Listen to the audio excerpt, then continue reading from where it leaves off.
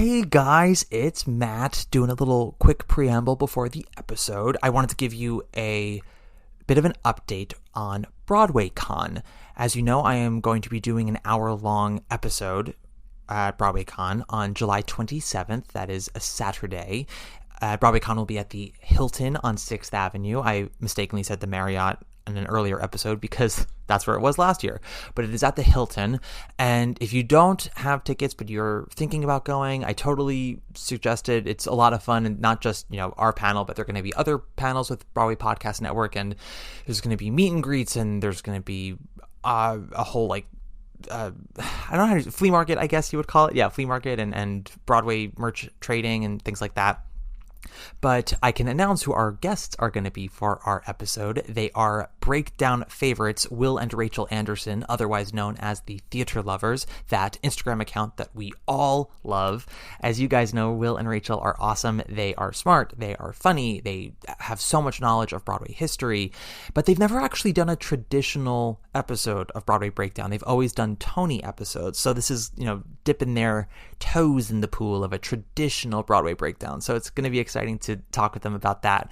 What show will we be discussing? Well, that's kind of up to you guys. Will and Rachel and I are coming up with 4 shows that we are super informative of, that we're super passionate about, that we would have no problem talking about on the fly. And we will announce what those 4 shows are shortly. And once we do, if you are at Broadway Con, you will get to vote on which show you want us to cover. Now, this isn't going to be a tallying system. This is going to be a choose at random out of a bowl system at the recording, in the moment, on the fly. So if there's a specific show that you want desperately for us to cover, you got to vote for it. You got to have your friends vote for it, put in their little slips of paper into the bowl. And if you come to the recording, you get to vote a second time. So bring yourself and your friends and vote more times, just so that way the show that you want has a better shot of getting picked. We are either going to be recording at 1:15 p.m. that day or at 2:30. It's still being a little, not debated, but we wanted 1:15. That's what we requested.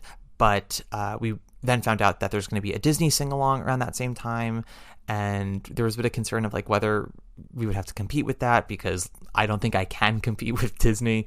So we're seeing if we can make 2:30 work instead. But Will and Rachel have very justifiably busy schedules, as do I. I'm very busy and important. But we will find out more about that shortly. BPN will release some information, do a big press announcement about that soon.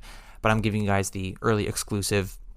Also, if you can't make it to Broadway Con, but there's stuff about any of the shows we announced that you want us to cover, every day leading up to Broadway Con, I will have a link, the NGL link, which is the link I use for my anonymous Ask Me Anythings. I will post that on my stories each day to ask about a specific show of the 4 that we have if you want us to talk about something. So let's say one of the shows is a chorus line. On day 1, I'll be like, okay, option 1 is a chorus line. Here's the link. What is something about the show you love, something you want us to acknowledge? Day 2, Annie, or Angels in America, whatever, so on and so forth. But that's it for now. Yeah, so stay tuned for more info on Instagram and on next week's episode before Broadway Con. And that's it. If you haven't yet, make sure to join the Discord channel for Broadway Breakdown. The link will be in the description for this episode. Last week, we had almost 50 members in the Discord. Now we have over 80, which is amazing. We're well on our way to getting to 100. And it's very exciting. The channel has been awesome. You guys are so passionate and smart and funny, and the conversations have been wonderful, and I really would love more people to join, just because it's a great community. It's only 2 weeks old and it's already a great community. And also, don't forget to rate, review, and subscribe. And that's it. Enjoy the episode, guys. Bye.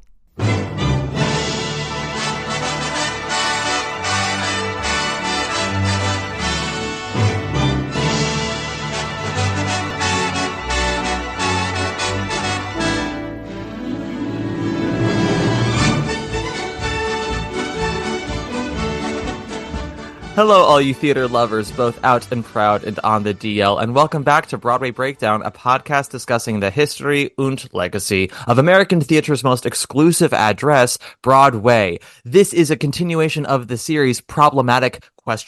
Shows you're mad at, and their possible redemption. It's a return, but it's like probably going to be a shortened return. We'll see. I'm flying by the seat of my pants here. I'm your host, Matt Koplik, the least famous and most opinionated of all the Broadway podcast hosts. And I also want to say, before I introduce my guest, some of you have been hearing on recent episodes and on podcasts that I guest on us talking about the graphics of Zoom when we record on Zoom. And my guest can confirm this with me that Zoom has decided to have opinions about the episodes as we record them. And so you'll hear us exclaiming sometimes about a thumbs up or a thumbs down or a bubble or a gobbledygook. And it's because will just say, I liked what you said. I didn't like what you said. So if you hear me and my guest exclaiming anything that sounds out of the ordinary, it's because Zoom has made itself known. So please welcome. And after I just said that, my fireworks. Screen, my screen exploded with fireworks. Zoom was like, we enjoy being recognized. Thank you so much. And they also recognize that I just got a thumbs up. Zoom has recognized that I am iconic. I am the moment. The moment is me. So please welcome my guest. He's been on before. You've heard me on his podcast, Life's But a Song. He's opinionated, but the opinions are like sorbet, and for that we love it. It's very light, very sweet, not big on the calories. Please welcome back Jon Reilly. Hi, Jon. Hi. I think today, though, it's not going to be the Jon Reilly sorbet special. No, it's gonna be it's gonna be the entree. We're gonna have You're gonna have a 5-course meal. It's not a amuse-bouche this time. It's not an amuse-bouche. No, Jon stands by all of his opinions for this one. So, Jon, what material are we covering today? We're here to talk about hold on, let me get the year.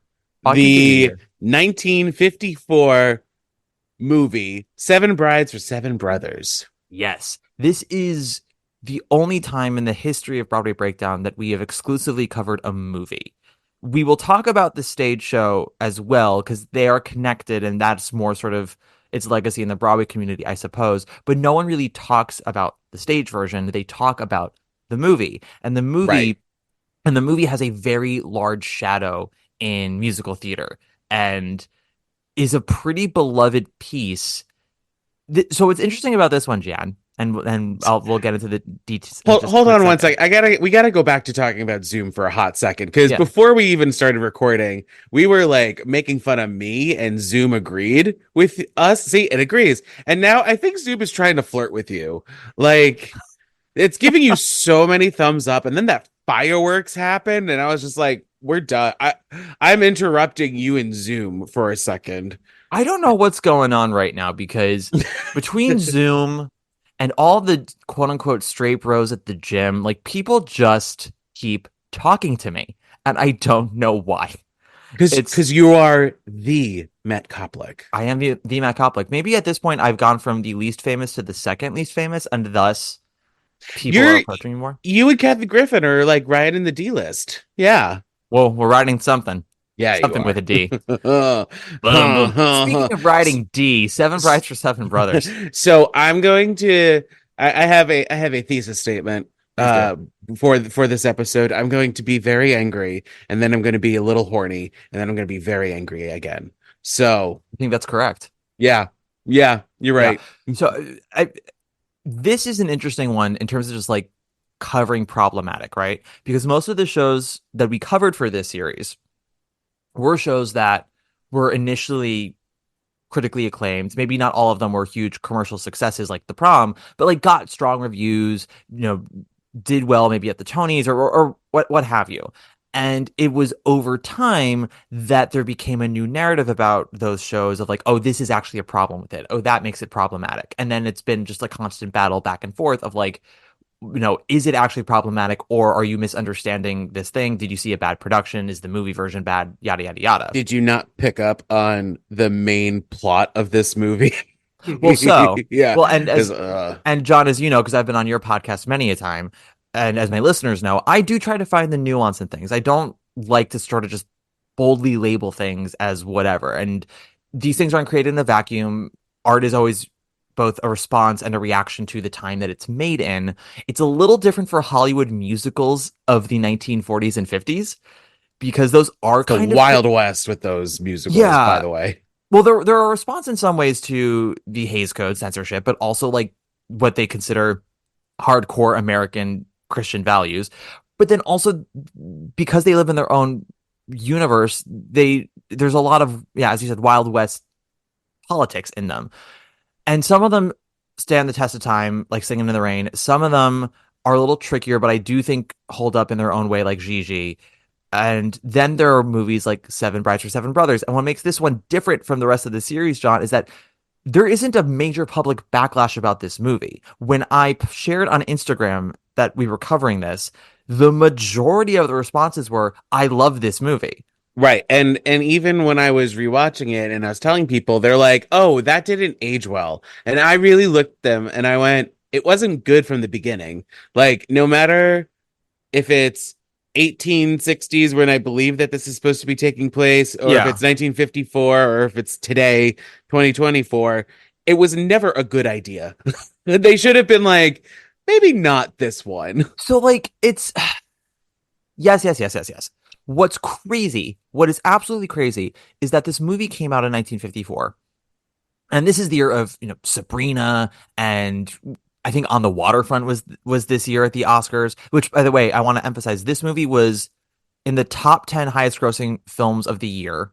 It was a That's nominee for Best embarrassing. Picture at the Oscars. That's super embarrassing. It spawned two separate TV shows, both failed TV shows, but TV shows nonetheless. It had I didn't know that there were TV shows about this. Yep, one was something like there was one that's a different title, and Five it's Brides for Five Brothers. Here Come the Brides is what it was called, Okay. which ran for 2 seasons. And they said, oh, it was inspired by Seven Brides for Seven Brothers, but it's not like directly based off of it. And then they actually had a series called Seven Brides for Seven Brothers in 1982, and that ran for like half of a season. But like, launched two different TV shows, had two different remakes, a Bollywood remake, I think a German remake or Swedish remake, something like that. And See, then I would love to watch the Bollywood remake because you know that they're gonna be even wilder than this one. the only thing it's missing is Catherine McPhee. Do you remember that dream sequence in Smash?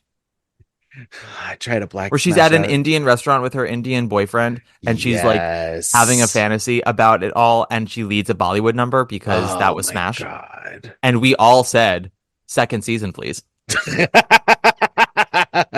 Well, we needed hit list. We needed hit list.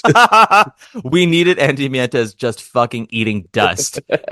We needed him we getting needed hit by a car like a little bitch. we needed Catherine McPhee's character to leave a Broadway show to go do an off-Broadway non-union show. Like, That what just is comes this? back, but that just comes back to Broadway anyway. But then, yeah, gets greenlit automatically to Broadway because that's how it happens. Well, again, to be fair, it's because Andy Mientes wasn't looking both ways, got hit by a car, and then his show went to Broadway. You know, nothing like Jonathan Larson's storyline or anything like that. Like, Except Jonathan life. Larson died because he was misdiagnosed with a heart aneurysm. Whereas Right, but it was it's but like no, I know, is, but that's the thing is like that's the narrative they want. And I'm sitting there going like, Jonathan Larson was failed by this system. Andy Mientes simply didn't look where he was going because he was so upset by Jeremy Jordan, which we've all been there. But like, no matter how upset that man makes me, I know where to look when I'm crossing the street. My grandmother has been hit by too many cabs and survived for me to not look where I'm walking. You know what I mean? Did I almost get hit by a bike yesterday walking to work? Yes, I did. And do I care? No. Well, in your defense, you were distracted because you were thinking about Seven Brides for Seven Brothers. Oh God, yes. Yes, I was. So wait, okay. So John, you have a podcast that's all about movie musicals. I don't really cover movie musicals all that much. And Zoom agrees with you. And sure do. I think Zoom actually does like my podcast, and it's one of my tens of listeners. See, and it agrees. It gives it a thumbs up. Hey, listen, it's dozens of listeners when I'm on. You're right. You're right. Because all your massive fans come over to me and they're like, "Ooh, Matt's on another podcast. Let's listen." It's true. I love it. I have legions of people who will listen to me talk about anything, and for that, I'm a monster. So, what was your introduction to Seven Brides for Seven Brothers? I know I watched this as a kid. Like it was one of those movies. I feel like my parents would watch it. Because there's a whole list of movie of like older musical movies that I would watch. Grease was like my go-to. Surprisingly, I turned out gay. Um, and it was in like the rotation of like old Hollywood, classic Hollywood movies Mhm. that we would watch because the barn raising scene, and that's really all we're gonna talk about because the rest of the movie is terrible. Well, it's not that the rest of the movie is terrible. It's just that the rest of the movie is wild. Yeah, yeah. Um, Like d- yeah, to say that it's terrible is to imply that like the the terrible singing is bad or idea. there are things to watch and be like, I get why people would like this, but like how much of our brain are we turning off? Well, because I feel like a lot of people forget about the rest of the movie except for the barn dance. Everyone thinks about the dancing and that number in particular. Yes.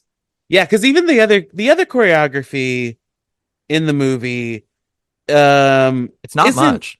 isn't much, and like they literally like climax during the barn racing scene, and then there's still another like what half hour 40 minutes of the movie after that, and you're like Like fuck, a but full like hour after that movie. Yeah. oh The fuck. barn raising. So yeah. Okay. So wait, continue with how you were introduced to this because then I'll talk about how I got introduced to this. Oh, so yeah, it was probably my parents who introduced it to me. And then years later when I started my Life's But a Song podcast, we did it as episode 7 because I'm stupid like that. Yeah. Well, I mean, listen, in terms of cultural significance, the National Registry preserved this movie in the early 2000s because it was culturally significant. And I think a Did lot they of people watch it? Like honestly. so that's the thing is like this movie was such a huge hit and has remained very beloved. And the stage musical, which everyone agrees is incredibly inferior because like they can't do the barn raising dance on stage because that No. choreography is bonkers. You can't do that 8 times a week and was never meant to be done 8 times a week. It was meant to be shot once and then never done again. So Cuz no one can do that choreography. But the thing about the stage show is no matter where it goes, as long as it's not Broadway, it does well. Like that show kind of saved Pink Little true. Playhouse for a minute. It's had national tours that have done really well. It did really well for It's Goodspeed. It's it's done well overseas. got a bunch of regional theaters. Yeah. I'm remembering it's been a few years since I actually like looked into this. And in the early days, I did research. I actually did research and everything like that. So I remember all of this. And then there was another podcast called My Favorite Flop, which talked about flops, Mm-hmm. and they covered the musical of this. I wish there's some listeners, if there's some video of a state of the stage version with the barn raising scene, just like send it our way because I Yeah. would love to see how they did it. Well, I don't think anyone ever does it like the movie again because you really can't. Well, that's That fine. I just want to watch hot men doing some dance, doing some dance. doing some dancing. But yeah, but I mean that's sort of the thing of, and I'll talk about the Broadway incarnation later because I want to fully read Frank Rich's review of it Okay. because it's one of those pans. It's not a terribly long review, but it's very specific. And he also Frank Rich agrees with us about the movie. He's a little kinder than I think we're going to be, but his overall feelings are similar. Of like the movie was never great to begin with. The songs are sort of mediocre at best in the movie. It's really just about like the dancing in the movie and specifically that one number. And And it's like, Howard yeah, Keel's sexy, sexy voice. Yeah. well, yeah. Well, and I think he's I one of will. the few people that I'm isn't dubbed able. in it too. I'm able to disassociate the characters from the actors in this You got because it because the actors are fucking hot.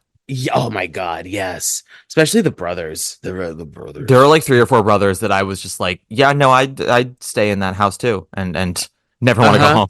Uh huh. I would be wet like one of the brides with the Stockholm syndrome. Uh. Yeah. Well, so I was actually thinking about that on my watching of this movie because I get really annoyed when people make the joke of Belle and Beauty and the Beast having Stockholm I was about syndrome. to literally say the same thing because you watch there that scene. Are we're just gonna jump into it? But Can we yeah, just jump? well, I want to get to my Oh, sorry. question too. But remember what the scene you want to talk Pin, about? pin, pin, pin, pin. Yes, yes, Well, yes. so like Lindsay Ellis, who was an amazing YouTube vlogger, doesn't do it anymore. She has a whole other career now, but she has a great video about the animated Beauty and the Beast breaking down why Belle doesn't have Stockholm syndrome, and it's a really dumb thing to say because it shows that you don't actually know what Stockholm syndrome is. You just like know the basic premise of it, and you never actually watched the movie. And she breaks it down very clearly, and you're like, yeah, no, she doesn't have it. But watching this movie, I was like, these women they don't do. Yeah, nobody talks about the Stockholm in this. Yeah, it is. I mean, I wouldn't say it's like exactly Stockholm syndrome, but it is a kissing cousin to it for all of the women. And just because Millie as a character is perhaps the most outspoken and she is like a very tough gal, it doesn't negate the fact that like she bends to Adam's will a lot. She apologizes to him a lot for like speaking her mind. And I'm like, girl, he fucking tricked you. You married him after 3 seconds. He didn't tell you about his brothers. He didn't tell you about his living situation. He didn't tell you damn shit. Didn't tell you what he expected out of you. So like you're like you get in that house and you realize in 5 minutes, oh, you want a cleaning woman, you want a cook, and you want someone who, you know, for you to come in daily so you can eventually make a baby and to take care of all of your brothers. And then she like gets mad at him, rightfully so. And then that night she's like, I'm sorry. I guess you should come inside. I was like, well, he's gonna because you're gonna have a baby later. But also But also, I'm just like, what the fuck are we doing here? Let her be angry. She's right to be angry.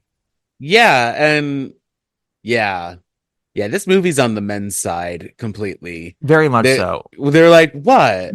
What? And they're like, and what? We kidnapped these 6 other women because there's the only way for us to marry them. And again, they're rightfully traumatized. They're so okay. Yes. Whoa. Okay. We're getting too angry, too fast, too hot, too fast. Way too hot, way too fast. Coming in hot. So, fun fact, ladies and germs, as we all know, I watch so much, I read so much. I've been, you know, you can read. Zoom really liked that. Zoom, thank you, Zoom. Yeah, a little bit. I can read a little bit. Usually, I can just read for filth, but there we go. Yes, we're talking about a 4-year-old who was watching Wizard of Oz and Singing in the Rain on the reg, and I had that VHS compilation That's Dancin', which was a spinoff of That's Entertainment. So it was just constant clips of all these dances from movies, and that was the video that got me into the Red Shoes because they had a whole 4-minute segment on the Red Shoes. There was a bit on Seven Brides for Seven Brothers. And that was all I had ever seen of the movie or heard of the movie until this week. I had never seen this first time. Never saw this movie until this week. So you knew that it was problematic before, like you heard about it. I didn't know the premise. I had only heard that it was a classic, that it was beloved, and that it hadn't aged well because of, you know, maybe a little old-fashioned gender norms and like marital stuff. But that's all I knew. I was like, oh, I guess like it's very Ozzie and Harriet, you know, it's just like very 1950s domesticity kind of thing. Like I assumed that's where it was coming from. Oh my goodness, Matt. So this is your first time seeing it start to finish. So and I watched it twice. I watched it with my mom a few days ago, and I asked her like, "What's your experience?" She goes, "Oh, they used to make us watch it every summer at camp because it was just like a go-to." And all she really remembered was the barn raising number. She kind of blocked everything else out. So we watched it. Yeah, we watched it. I think Thursday or Friday. Okay, Thursday. We watched it Thursday. And no, Friday. We watched it Friday. And I watched it Friday. Yeah, I watched it Friday with her, and from like the jump, we both were like, "Is this movie for fucking real?" With the moment Howard Keel is singing "Bless Your Beautiful Hyde," my mom was like, "I'm out." She's like, "I'm gonna hate the rest of this." And I didn't know. I did not know about the kidnapping. I did not know about the blatant misogyny. I did not know about the one thing I also didn't know is how horny this movie is, and that was a pleasant surprise. It's 1950s horny though. So it's horny, but it's still like we got to pass through the code. When Julie Newmar in the second half of the movie is asking the girls like, because they're staying the women that the brothers have kidnapped, and then Jane Powell is kicking the brothers out. She's like, the women will stay in the house because you're all a bunch of criminals and animals. So the women are sleeping in the bedroom of the brothers, and it's basically the whole first half of the movie is basically Snow White and the Seven Dwarfs if the dwarves were really hot woodsmen, and yes. Yeah. Like if you were just like, how about a sex party? Maybe, possibly. Where Jane Powell not only has to like cook, clean, and like be the housewife to all these men. But then she's like, fuck you guys, I'm gonna teach you how to be human. So Yeah, well, yes, and no, because then there's still the Howard Keel Adam of it all, who might be one of the biggest douches in all of cinema. well, yeah, but like she's teaching the other six to be like, no, you can't be animals. You have to be human. Yes, You have to learn how to talk to people. yeah. You have to compliment women. You can't. Do we think this is where they go Jodie against Foster got everything. the idea for the movie Nell about a Probably. woman living out in the woods and has to come into society and learn how to be a person? I would, yeah, probably. I mean, but like, this is bad. No, This is so bad. so okay. We watch it, and I'm making notes. I did not know about the kidnapping plot. I did not know about any of that shit. So my mind is getting thrown. There's also a line where God, I can't. I rewatched it. I rewatched the first half of it last night when I came home after seeing my friend Elena in Water for Elephants, and I ended up falling asleep halfway through because it was like 1 a.m. And so I closed it, went to bed, woke up this morning, and finished the second half.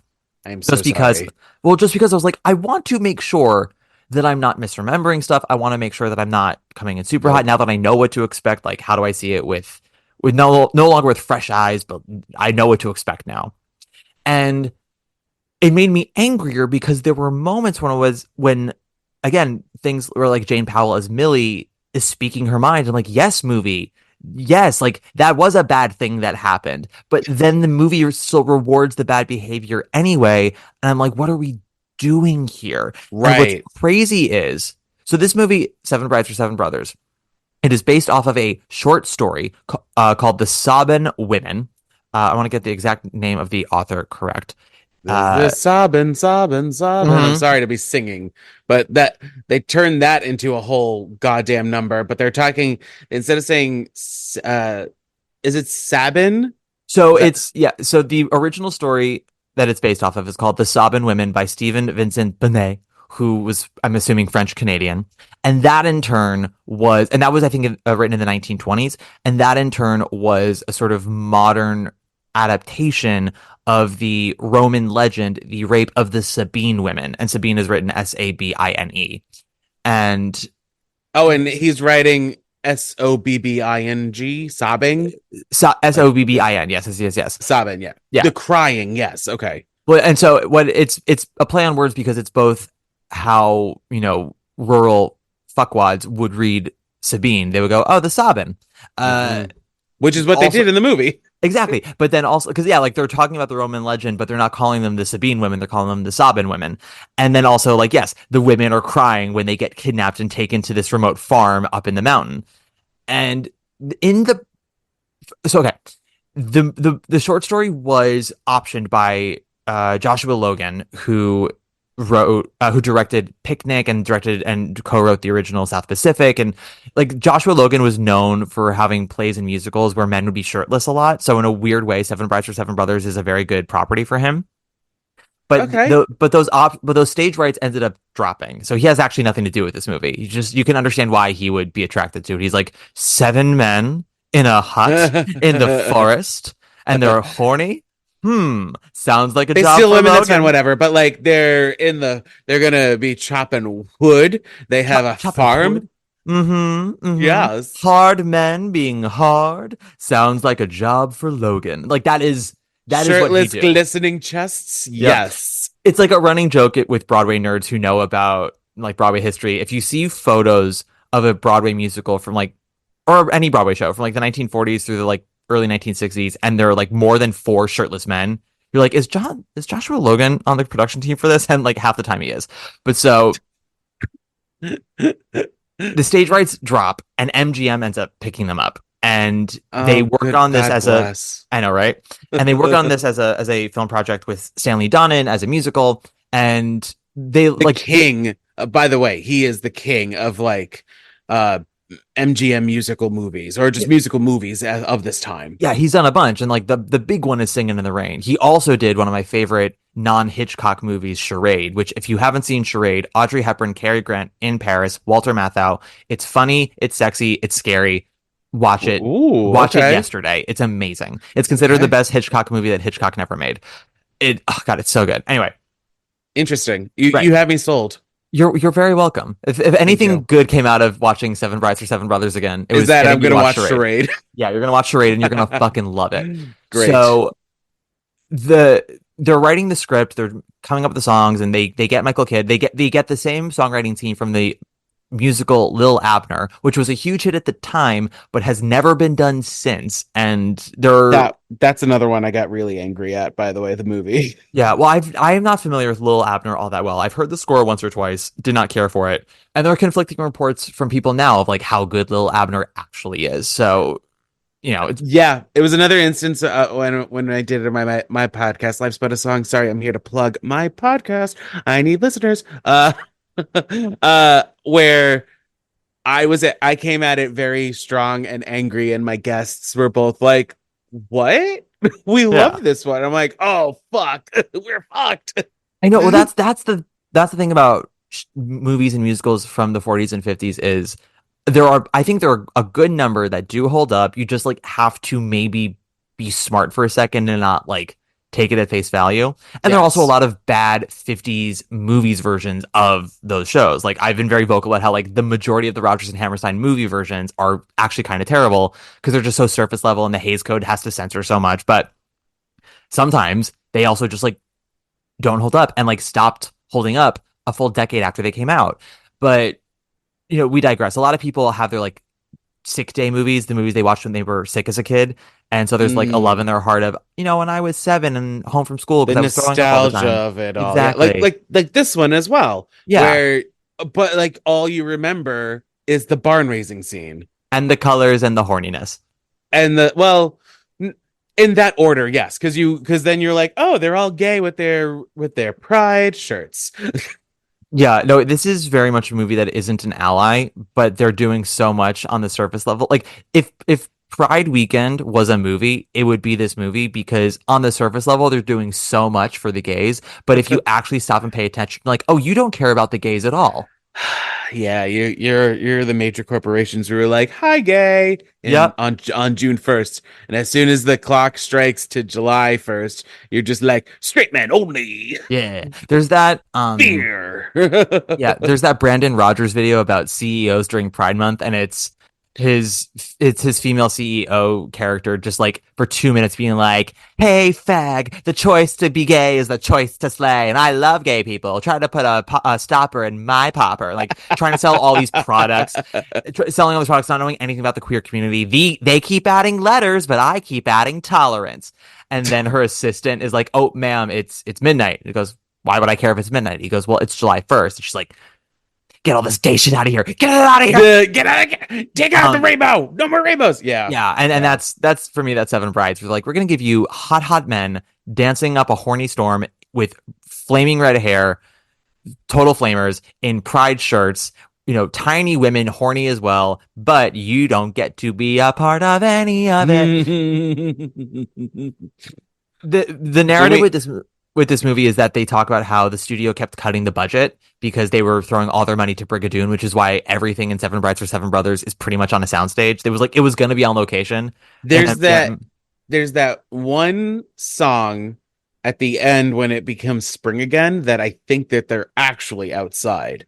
yeah, no, Because there's moments where you're like, I don't see a painted backdrop. yeah. Like when Jane Powell sings her first song about like the beautiful day or whatever the fuck it is, that is a soundstage. You can see, yeah, you can see the paint. 1,000%. Yeah, there are pockets where they are truly outside, but I would say it's 80% a soundstage. But the story goes is that it was supposed to be like 80% real locations, and the budget just kept getting cut, and so. Oh, poor them. Well, so it's one of those like, oh, we overcame it because the movie was a big hit and it's had this big cultural legacy. And if I liked the movie, I would be like, see how amazing that is when like you have all these limitations, but you succeed anyway. But so one of the things that was troubling them, and I bring this all up because the original screenplay was by Albert Hackett and Francis Goodrich, and they got fired because they couldn't make the story work, and Stanley Donen wasn't getting along with them. So they bring in Dorothy Kingsley, who had a reputation for fixing scripts. She wrote a couple of her own. I think she wrote Angels in the Outfield. She was also an uber Catholic. So she was very much about like hardcore Jesus values. This is also, I want to say, by the way, a woman who I believe she wrote the first draft of the movie version of Valley of the Dolls. What? Which was 12 years after this movie. 12 or 13 years after this movie. Yeah, she is. I'm on her IMDb right now. Mm-hmm. I don't think she wrote the final draft, but I think she sort of got the structure in. But also, Dorothy Kingsley, the woman who loves Jesus, who wrote Seven Brides for Seven Brothers, you're going to have her adapt Valley of the Dolls. What are we doing here, John, is what I want to ask you. You know what? A job's a job some days. A girl's got to pay a mortgage, you know what I mean? Yeah. I know. I understand why she would take it. She would want the money. I'm saying, as a studio, why would you approach Dorothy Kingsley? It's like asking Nicholas Sparks to adapt 50 Shades of Grey. Although now I want that. I really do. I want him. I want to see him on some sort of talk show or something being like, so I had to read this piece of shit book. Mm-hmm. And turn it into a movie. Or like the inverse of that is Bret Easton Ellis adapting Bambi, like the dude who wrote American Psycho. You know, it's just why? I want this now. You're giving me better options in this movie, by the way. Yeah, you're like woman writer. This movie about woman. Come write a script about woman. And Dorothy Kingsley's like, as long as there's Jesus, and they went whatever you want. But so I say all this because I'm reading this interview with Kingsley in my research and my 4-hour research, by the way. This is the most unprepared I've ever been for an episode of the podcast ever. Listen, you're putting as much energy into this as like this movie gave positive light to everything. Fantastic. Kingsley was so Kingsley was saying in an interview, she goes, well, the problem is that in the original story, the woman has no agency. She does nothing. It's all the husband's plot to like kidnap the women. Like he's the one who's encouraging the men. So we really had to fix that. We had to make sure that like Millie was truly a part of the plot. Now, before we recorded this, after I finished the movie, I did read the short story, John, as well as, you know, watching the movie twice in 48 hours. I am so sorry. And I'm not to yourself. Well, I don't want to say don't believe women, but Dorothy Kingsley is absolutely wrong. She is so incorrect about both what the original story is and what she did, because the original story. So okay, the Sabin women story. Yeah, the Sabin woman story. Well, so first of all, the movie. Before we get to sorry, all over the place. Before we get to any of that, John. Yes. To my uncultured fucks. Okay. Can you tell them what the plot of Seven Brides for Seven Brothers is? Okay. So start with Millie. So we open with Adam going to town, basically singing the 1950s version of Baby Got Back. And he runs into Millie, who's a tough broad, who's a cook. Question mark. In the short story, she's basically an indentured servant. Like they call her like the second, like the next door neighbor to a slave. She works at like a bar. She works at a bar at the saloon as the cook, as like the cook and housekeeper, and like she's sort of like the one like all in one deal.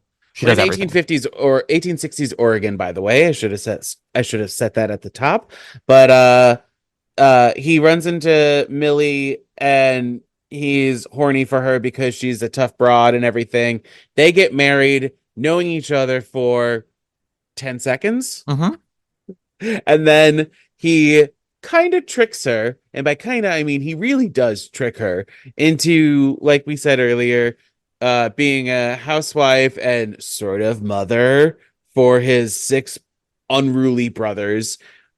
She in turn tries to teach them manners, and in the end, Adam and his 6 brothers decide to kidnap women. Yeah. Well, so what happens is that Adam. So like, I'm cutting a lot out, but Adam and his 6 brothers live in this farm like outside of town. It's like a good 12 miles outside of town.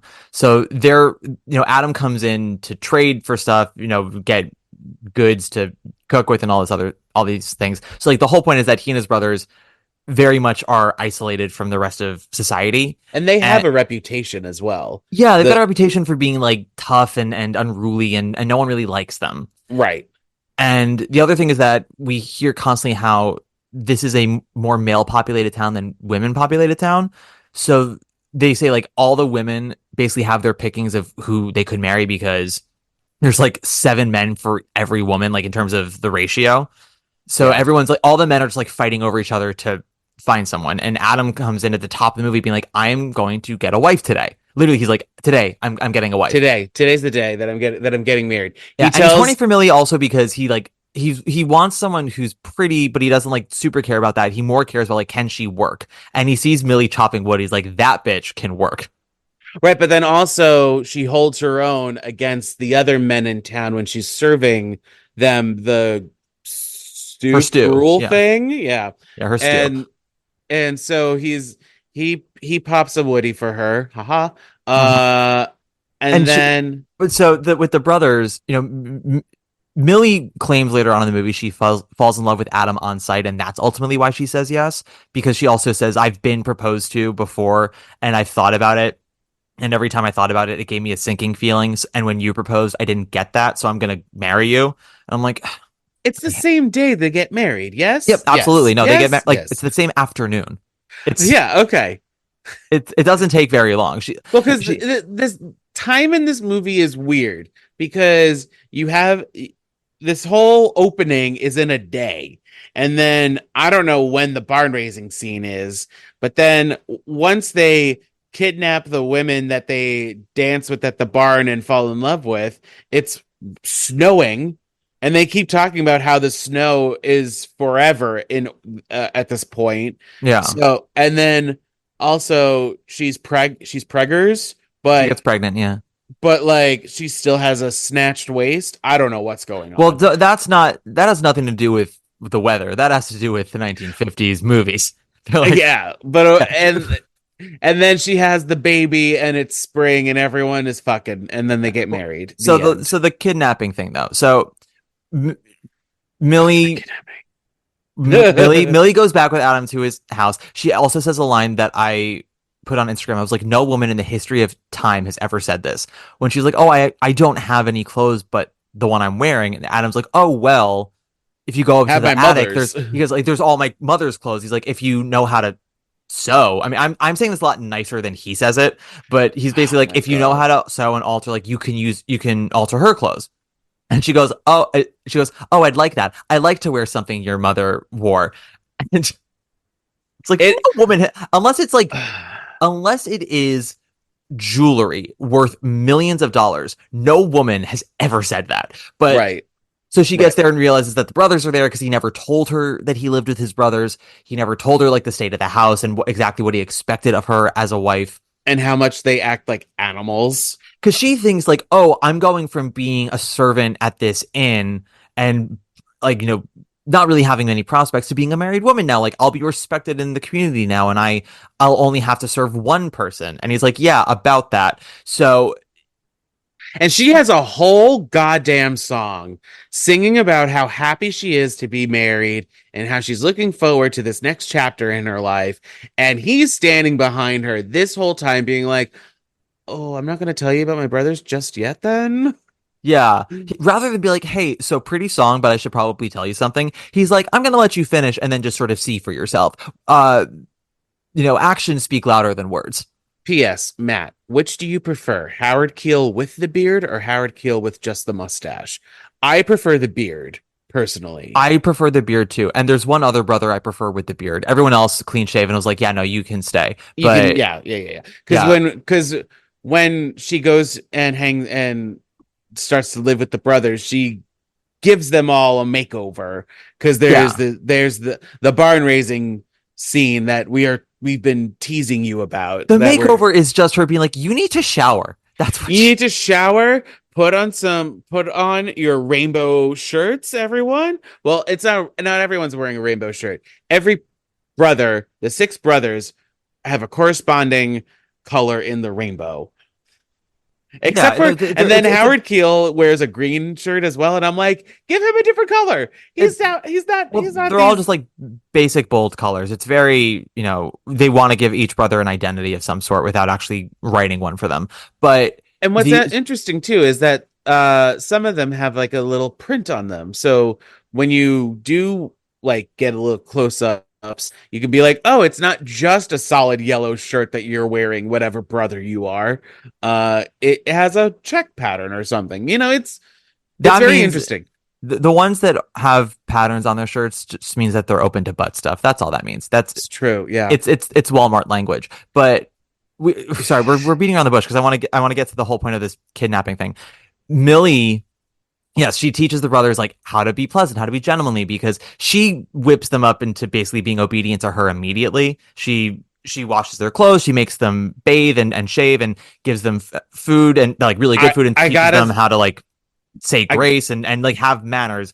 And so when they're in town, they don't know how to act around women. So she teaches them over the course of like a month or two, we find out. Then it's the barn raising scene where they are doing their best to be gentlemanly and the women are super into them. But the men in town are like, fuck these guys, and start beating the shit out of them. So the brothers beat the shit out of them back. well, because now they had the like she's all that moment where they come in and now they're hot and they're respectable and the women are horny for them because They were always hot. It's just that the beards are off, the glasses are off, and the women are like, yeah, oh, hello. and they took a bath. And they took a bath. Yeah. But Yeah, so and now they're wearing these brightly colored shirts because they stick out. I mean, I get it. It's a movie. We want our leads to stick out and everything, but they super stick out in this because at no the other bar men in raising. town wear colors. All the other men are wearing black, gray, and white. Like it's very on purpose that they do this, and it's a very much a 1950s choice, and it's the world of musicals. We let that go. I But also I have one more point. I'm sorry about this scene. you've never had a point in your life. I have a point about this that I said on my podcast. I remember talking about it, and I'm going to talk about it on here. I got so mad at the color choices for this scene because musical theater rules, right? It's either you're in complementary colors with your partner or you're in the same color. And when the potential bride and the brothers like start dancing, I'm like, none of this makes sense. None of costume wise, none of this makes sense. You will be the same color or be different colors or something. Like, because the women are also in a rainbow of dresses, Yeah, but in pastel colors. yeah. So So I don't necessarily find the movie aesthetically gorgeous. I don't find it aesthetically unpleasant, but it's like there are some movies like An American in Paris or Red Shoes where I just go, oh God, I want to like just live in this frame. oh, of course, but Yeah. still, like this is golden age musicals. Like there are that follow the costume rules, please. Thank you very much. Irene wasn't part of it, I think. Sorry, we're like 20 minutes away from where my original point was. We're talking about Dorothy Kingsley saying the main female role had no agency in the original story, and so we wanted to alter that, and that's what makes the movie version work. Right. No, Because no. because the whole point of this barn raising scene is that the brothers find their female matches and like they all fall in love on sight. Everyone falls in love on sight in this movie. Mhm. And ultimately the barn raising element of the movie, because there's the dance number and then there's them actually like raising the barn. The barn, yeah. And that all sort of going to pot because all the men in town hate the brothers so much, especially now that they're cleaned up and the women like them. They're just like really out to get them. And so the brothers regress because Adam, the douchebag of all douchebags, is like, forget what Millie ever told you. Like, listen to me. Stop being like, whereas Millie's like, you should learn to be intuitive and sensitive and empathetic. And Adam's like, that's all dumb. You need to use your fists. And We're they men. do. We're like, he's like, we're men. We're not gay. It like we just happen to look gay. Punch these men with your fists. You're knock out your teeth if you have to. But so they go back to the farm after that, and some time passes, and all the brothers are really depressed because they're in love, and they know that they can't be with the women they're in love with. And when one brother tells Millie, "Oh, I'm gonna leave soon," and Millie goes to Adam, and she's like, "The brothers are all depressed. Like Benjamin's gonna leave. If Benjamin leaves, they're all gonna leave." She's like, "We have to do something about this." She thinks like, "Hey, let's like bring them into town to like court the women." Adam's like, "Hey, I was reading this thing in Millie's book about these Sabin women, about the Romans who stole these women." And he's like, "Y'all should do that." And he's Let's like, do I'll that, and then let's hatch this plan in a musical number. Yep, and I'll drive into town. We'll do it. They have a whole kidnapping sequence. They bring them back. They cause an avalanche so that way no one from town can get to the farm until spring when the snow melts. And so it's like a solid 5 months of the women being there. And at first, like they're all terribly traumatized and upset. And Millie's like, "Fuck you all. You're all animals. You go sleep in the barn. The women are gonna sleep in the house." And then over time, the women like start to warm up to the brothers again. Like they go back to how they felt before they got kidnapped of like, oh yeah, that's right. I forgot. You make me very horny and I want to marry you. I say all of this because And then yeah, Millie is like the morally righteous one. And she's like, you are all terrible criminals. How dare you? But so she's just like there to be righteous and sit on the side and be pleasant. And that's Dorothy Kingsley's interpretation of Millie needed agency. Millie in the book, in the actual short story, John, is the one who hatches the plan for the brothers to kidnap the wives. Are you fucking kidding me? You want to know what Millie fucking do in that short story? You want to know what that woman do? What did she do? Here's what she do. She shows up, realizes she shows up wedding day, realizes, oh, I'm alone here. It's me and the brothers. And the brothers are not animals. Like they're messy, but they're not barbarians. Of course, yeah. And they get more refined because they're so beholden to Millie. Like because she's feeding them so well, because she's treating them kindly, because she's also tough, they all like fucking worship her. And Adam too. Adam is like so respectful to her in the short story. He's like, my God, I love you. You're incredible. And she's the only one working. And she goes, okay. And she says in her head, she's like, I've got a plan. She's like, I can't be the only woman here. So over the next like 3 months, Adam notices that Millie's getting thinner and paler. And he's like, we're working you too hard. You need to let us take up the rest of the work. She's like, no, I like to work. Finally, by like 3 to 4 months, she goes, well, Adam, it's not just because I'm working so hard. I've also been with child this entire time. Like, you got me pregnant day one, and I just didn't tell you. She goes, so yeah. She's like, now that I think about it, it probably would be good to have other women here because at some point I'm not going to be able to work anymore, and you're going to need other hands on deck. And he's like, yeah, I guess you're right. And the brothers are like, but Millie, we've gone to town. The women don't like us. She's like, that's bullshit. She goes, I've been to town. She's like, I talked to those women. Those women like you. They really like you. They want to ride that D. She goes, the problem is society. And she's like, she's like, here's what you do. She goes, there's a whole story about these Sabin women who got kidnapped. She goes, why not do that? She goes, marry them first and ask them later. And their brother's like, okay, Millie. So they go. Millie goes into town with them, brings them back. And all the women who get kidnapped are so upset. And Millie's like, oh my God, girl, I know. I'm so upset for you. How utterly terrible. And she's like, I'm going to put those men in the barn. It's okay. Like, I can't believe they did this. However, I'm pregnant and I'm about to, expel a baby from me. Yeah, but does this whole long con for like the next 5 months of the women being kidnapped, and she's like, I am expecting a baby. Don't worry about it. I'm totally fine. Like I'm here for you, girl.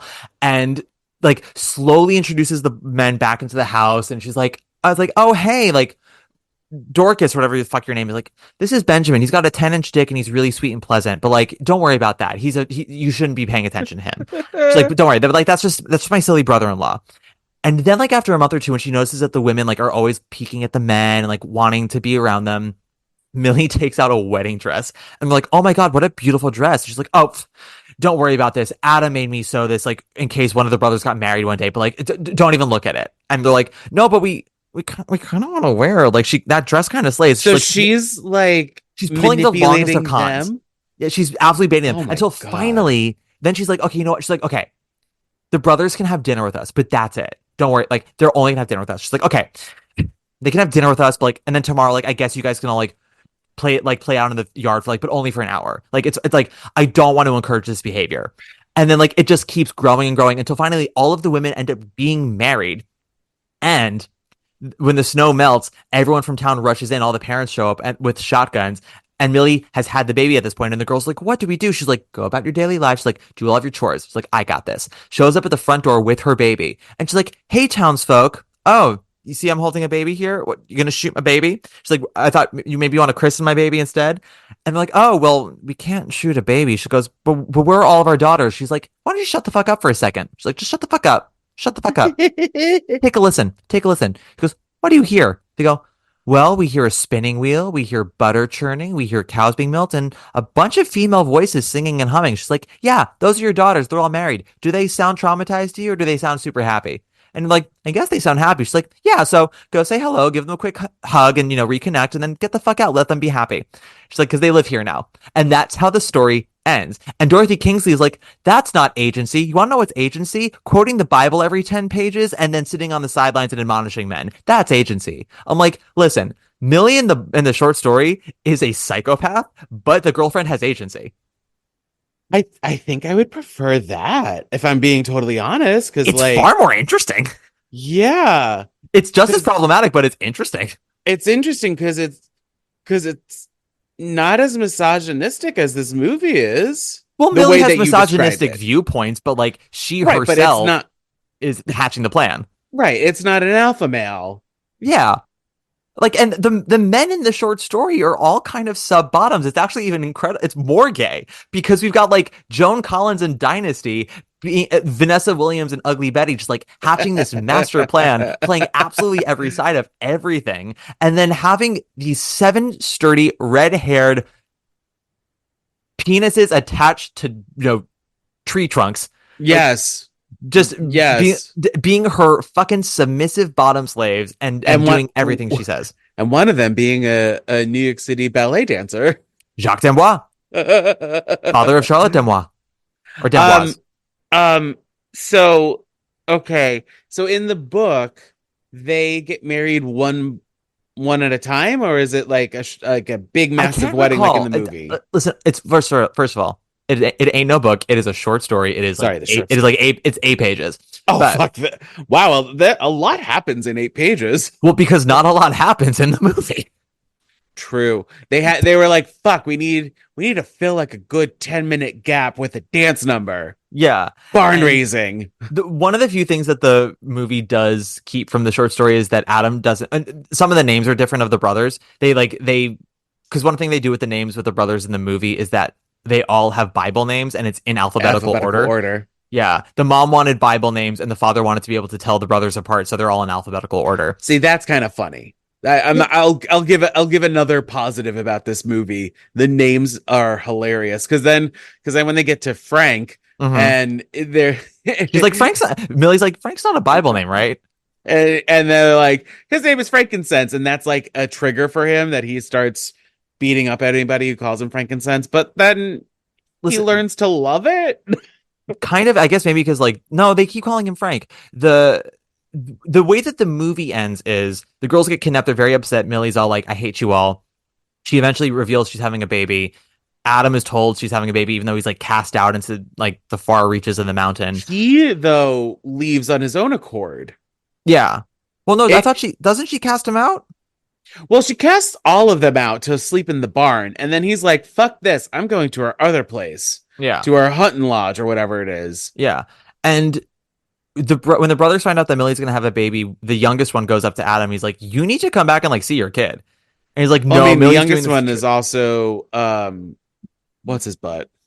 It's Russ Tamblyn from West Side Story, father of Amber Tamblyn. So again, talk about gay rights.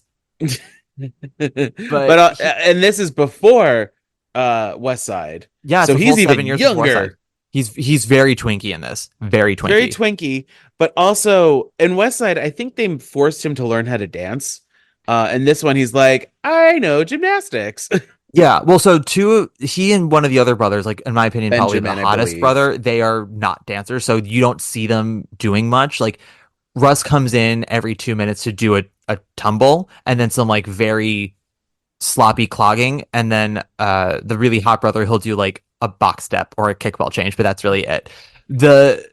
He does a do-si-do at one point. Yeah. the movie ends though, so like the women, they as the snow finally melts in May, because they're like, this is a very long winter, like it keeps snowing every day. So May comes around, they're like falling in love with the brothers again, and they all want to get married and they love them so much. And then when the snow melts and Millie has her baby, the townsfolk are like, we can go up to the house now and like get our daughters. And when word gets around that the townsfolk are coming back, first Adam's like, these are your wives, keep them around. And Millie's like, no, you got to send them back. And the brother's like, yeah, we got to send you back. What we did was wrong. And because he learns from having a daughter that, oh, this is a bad idea, and you're like, no doy, you fucking moron. I guarantee you in 1954 that was considered really heartwarming for everyone to be like, now that he has a woman in his life, like he has a daughter, he understands now. Like if someone tried to kidnap my daughter, I'd be so mad. But today we're like, you shouldn't just have a daughter to understand that like women shouldn't be kidnapped. Like it should not take that. Is bad. Kidnapping is bad. Kidnapping is bad. Hot take, John. Kidnapping, she's bad. Right. Yes. We don't like people at any age. At any time period. You know, it doesn't matter if it's 2024, 1954, 1860s, Roman times. Yeah. It is, or ancient Roman times. It's a bad idea, and people are not property. I will say this is one of the. I just want to put that out there. This was something that did make me laugh though about the ending of the movie. So everyone comes back to get the girls back to town, and the girls are all it's the actual chase and fight sequence made me upset because the implication is that the brothers are like forcing the women down and like all over the house and the barn because they want to leave and they're like keeping them there. But what the reality is that the women don't want to leave. They want to stay. And the brothers are like, you have to go home. So like they're trying to like pull them, but the women are like forcing themselves to the ground. And so the townsfolk see this and like, holy shit, they're trying to like rape women. Them, yeah. Yeah.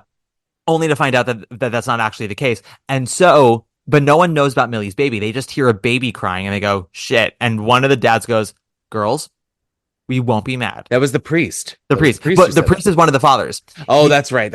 He goes, girls, we won't be mad. Which is, sorry, he's a preacher, not a priest. Because I think priests can't get married, but preachers can. He goes, does that baby belong to any of you? Whose baby is it? And all the girls look at each other and they smile and they go, it's my baby. Mine. At the same time. At the same time. And then and then it cuts to immediately a shotgun wedding because it's the girls knowing, oh, they won't let us marry these brothers because we say so. They will make us marry these brothers if we claim we had a child out of wedlock. So here we go.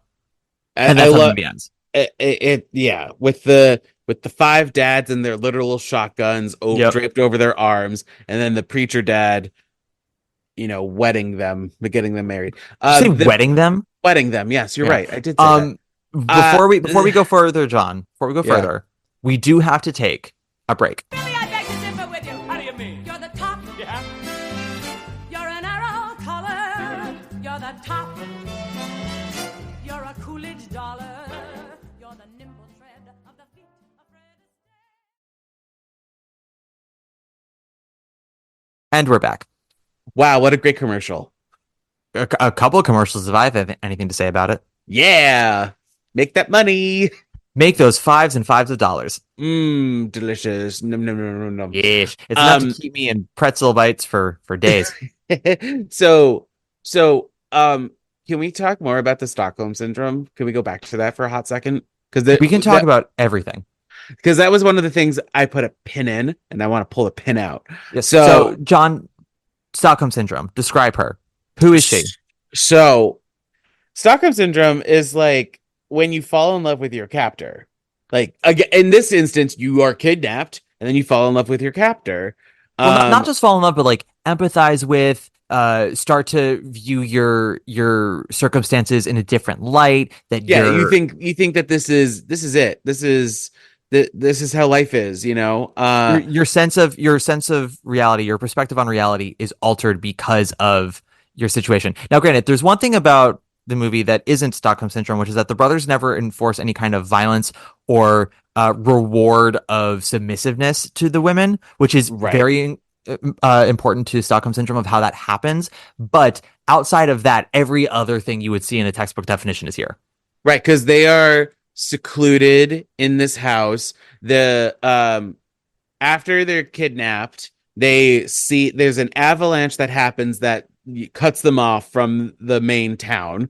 So they are isolated. And so they're kidnapped, they're crying in the wagon. They're crying at the house, and then somehow over time the women turn. they're no longer upset and angry that they were basically ripped away from their families and everything. There's that one scene that I got really angry where like the brothers keep coming in to the main house to grab something so they can look at their respective girl, and their girl is just like drenched by their sight. Flooded basement, one might say. All the basements are flooded, and I just got so angry because I was just like, ladies, you are better than this. Remember when a few months ago you were mad at them? See, John, normally I would agree with you, but last night when I was at Water for Elephants, there was a lot of teenagers in the audience that night. I think it was like a large school group. And I don't know if you know this, but one of the stars of Water for Elephants is TV star The Flash's Grant Gustin. You mean from Glee? Yes. What is Glee? What is that? What happened there? She was another problematic musical TV show that Grant Gustin was also in. He was actually. Yeah. Okay. I stopped watching Glee after like episode 5, so I truly know nothing. Warbler. What the fuck is a warbler? Another group. The one that Darren Criss started out as and then became in the McKinley High School. It's a whole. I'll get my charts out later. I don't want to hear another word. Don't continue. It's not right, I don't but like now it's gonna make me mad. Now these Flash girlies, like there's that one episode where there's a musical episode and they're all like, oh my god, Grant Gustin could sing, and it's like, yeah, just watch Glee, bitches. Yeah. Truly. But so we're at the show, and like it's a mostly okay audience. I mean, a couple of like talkers here and there, and then obviously some crinkly rappers, but it's like no cell phones are going off, no one's being super unresponsive. So Patty didn't yell at anybody. Great. What happened was Act 2. There's a like this 11 o'clock number. I guess it's like it is a song. He is singing, but it's also like kind of ballet. This thing, it's his character kind of reliving the trauma of his parents getting killed in a car crash, and all the people in his life that he cares about going away. And I don't know, I don't love the show, and so I can't fully tell you the whole meaning of the song, but I can tell you parts of what that song means. But at one point, and it's a dark song, and it goes on for like 7 minutes. So this isn't a moment for him to come forward, be swarthy and hot. It's like his character is going through it, and we're also in the last 20 minutes of the show. And at some point in the number, like truly in one of the more dissonant tones of the song, you just hear the shriekiest of shrieks from the mezzanine, a girl going, wait, what? You cut out for a second. Sorry, I was trying to impersonate her. She said, I love you so much, but it was like, I love you so much. Yeah. So when you say to these future brides, or these brothers, that we're better than this, part of me is like, I don't know if all women are, John.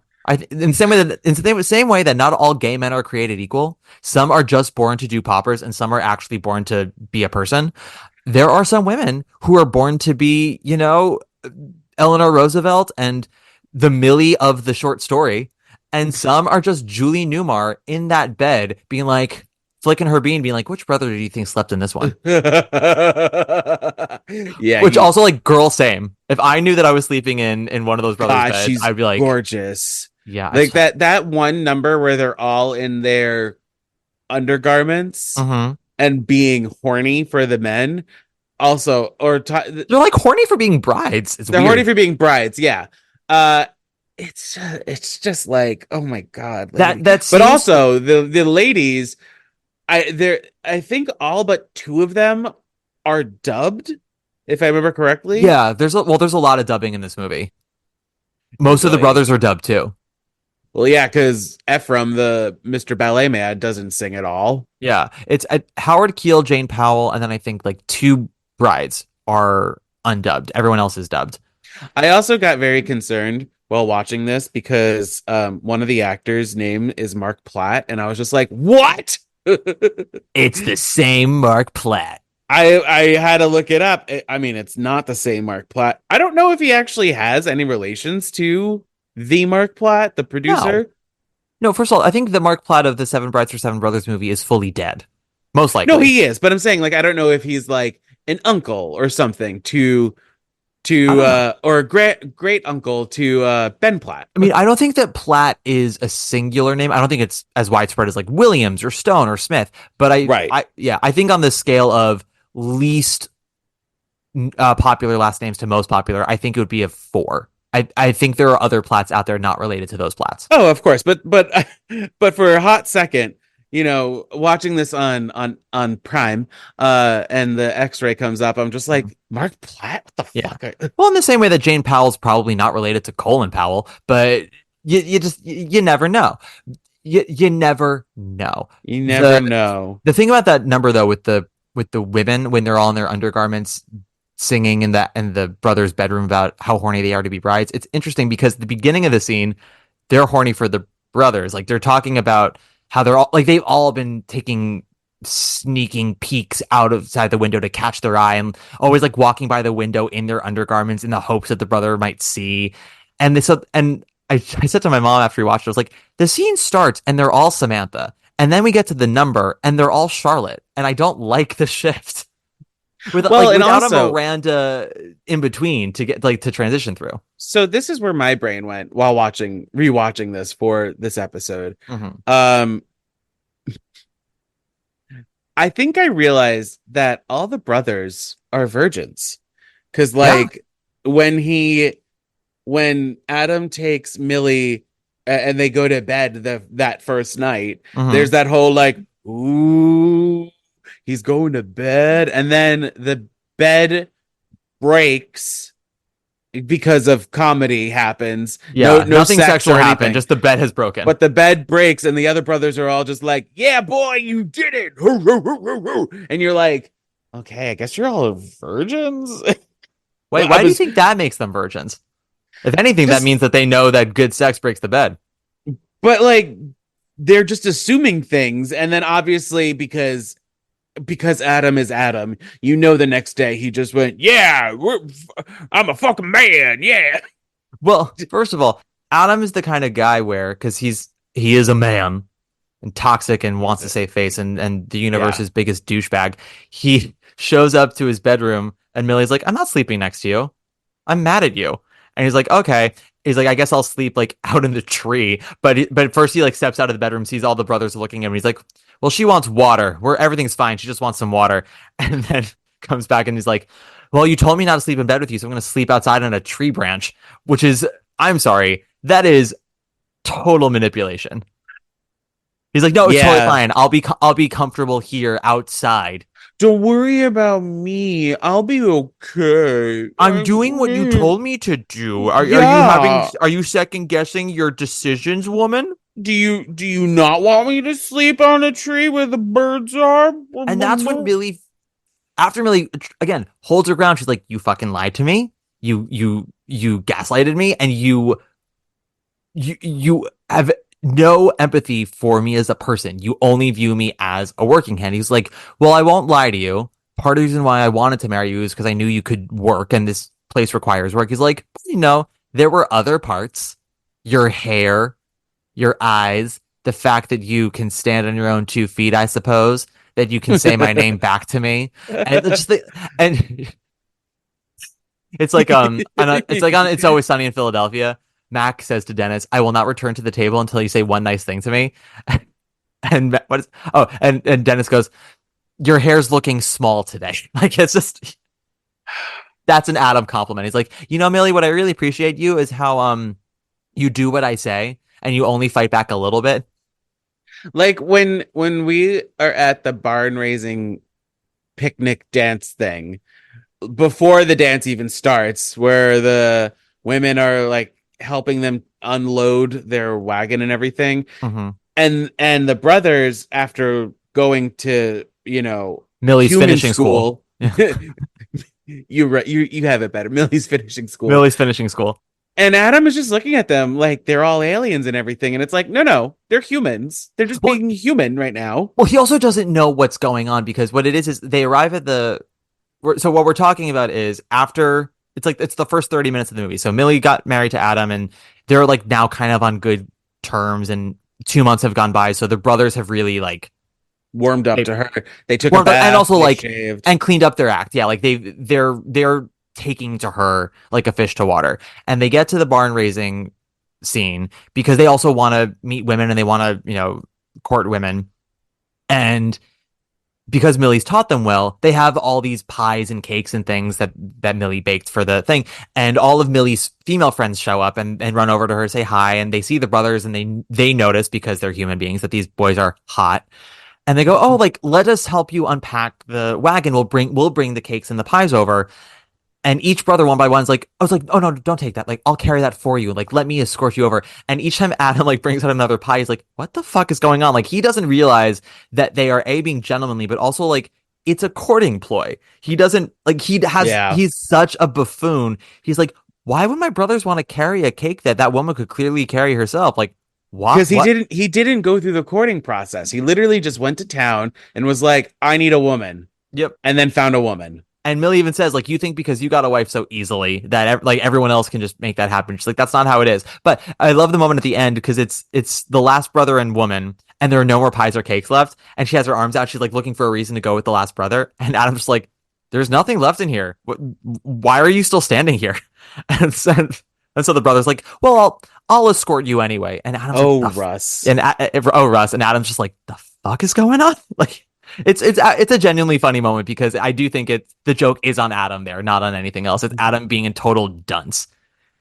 I do have to say though, like when they actually raise the barn, it's very fascinating when you watch classic Hollywood movies. It's very fascinating the rules of things because like that's them actually raising those walls. There's no wires, there's no stunt work or anything. No, that's them pushing up that wall and doing all of that. There's very limited wire work in this, I will say. There's two moments I can think of. One is on the well during the dance moment with one of the brothers, and another one is Russ Tamblyn climbing the side of the barn. It's so funny. During the fight scene where he climbs the side of the barn, walks across the roof, and then just jumps down. You're like, what is this? But like, yeah, this movie is weird. I don't like it. It's an odd movie, and I gotta say, so okay. We've talked about the plot and all this other stuff. We can talk about more sort of details about certain dance moments or whatever as we continue. As I said, this movie was a big hit. It's hard to locate exactly how much money it made and exactly where it placed at the box office that year. Right. But because I've had conflicting reports of that, but the consistent thing is that it was totally in the top 10 movies of the year, which is nothing to, So this was a B movie, you're saying? This was not a priority for MGM that year. They thought it was going to be Brigadoon. That was their what they thought was going to be their big cash cow. And Brigadoon, I think, ended up flopping. And this did really well and actually ended up making them a profit of like $3 million, which for 1954 was huge. That's a lot.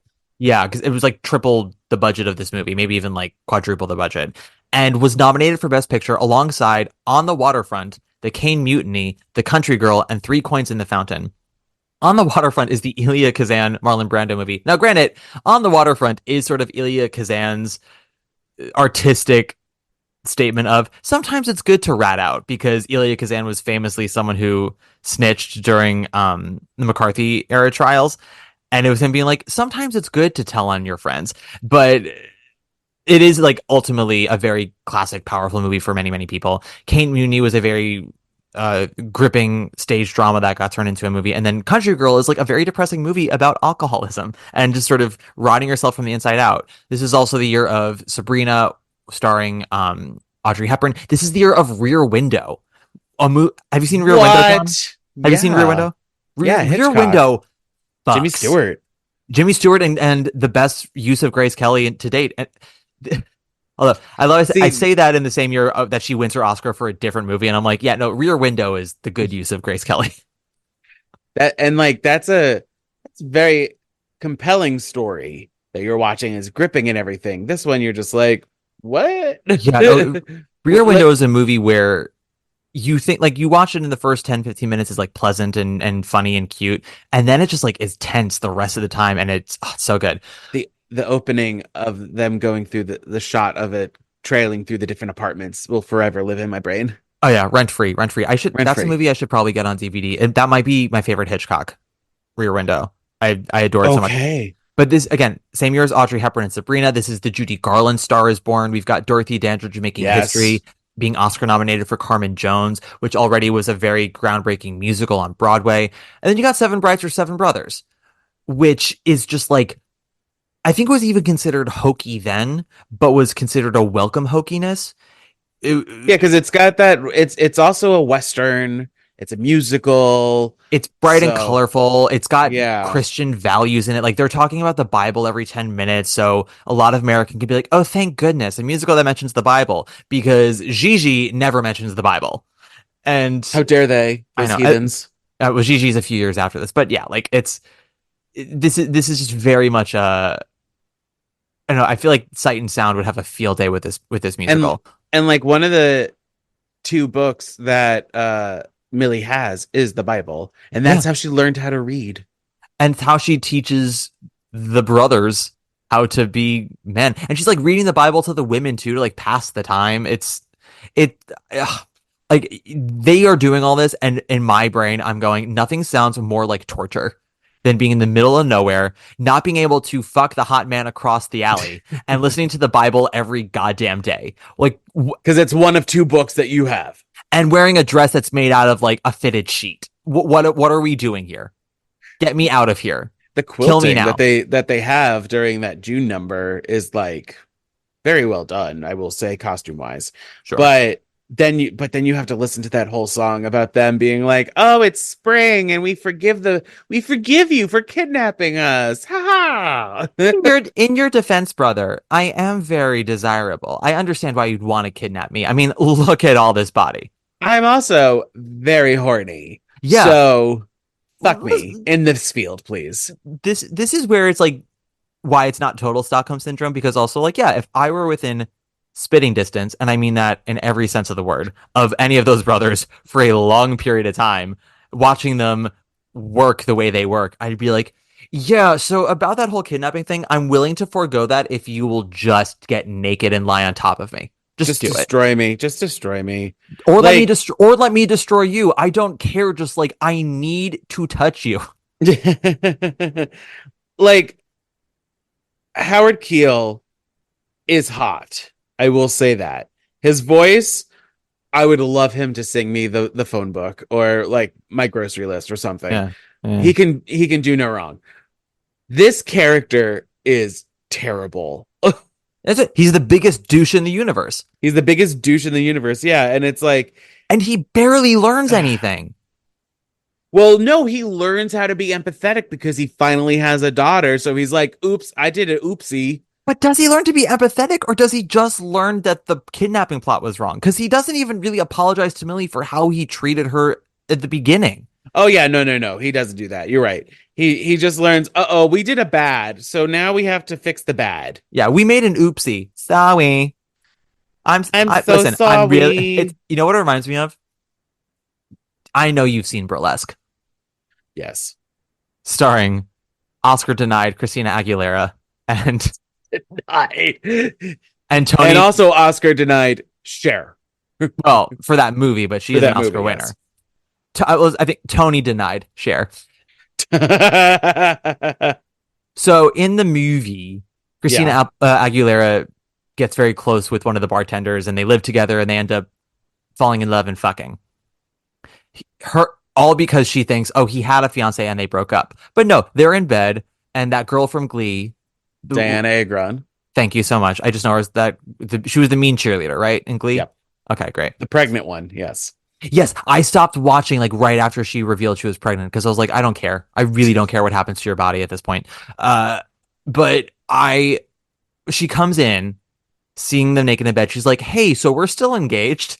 And Christina Aguilera gets kicked out of the apartment and is basically homeless. And at the very end of the movie, he shows up. He's like, listen, I know I lied to you and slept with you when I still had a fiance. I know I kind of kicked you out of my apartment, leaving you homeless. But listen, I'm really, really sorry. And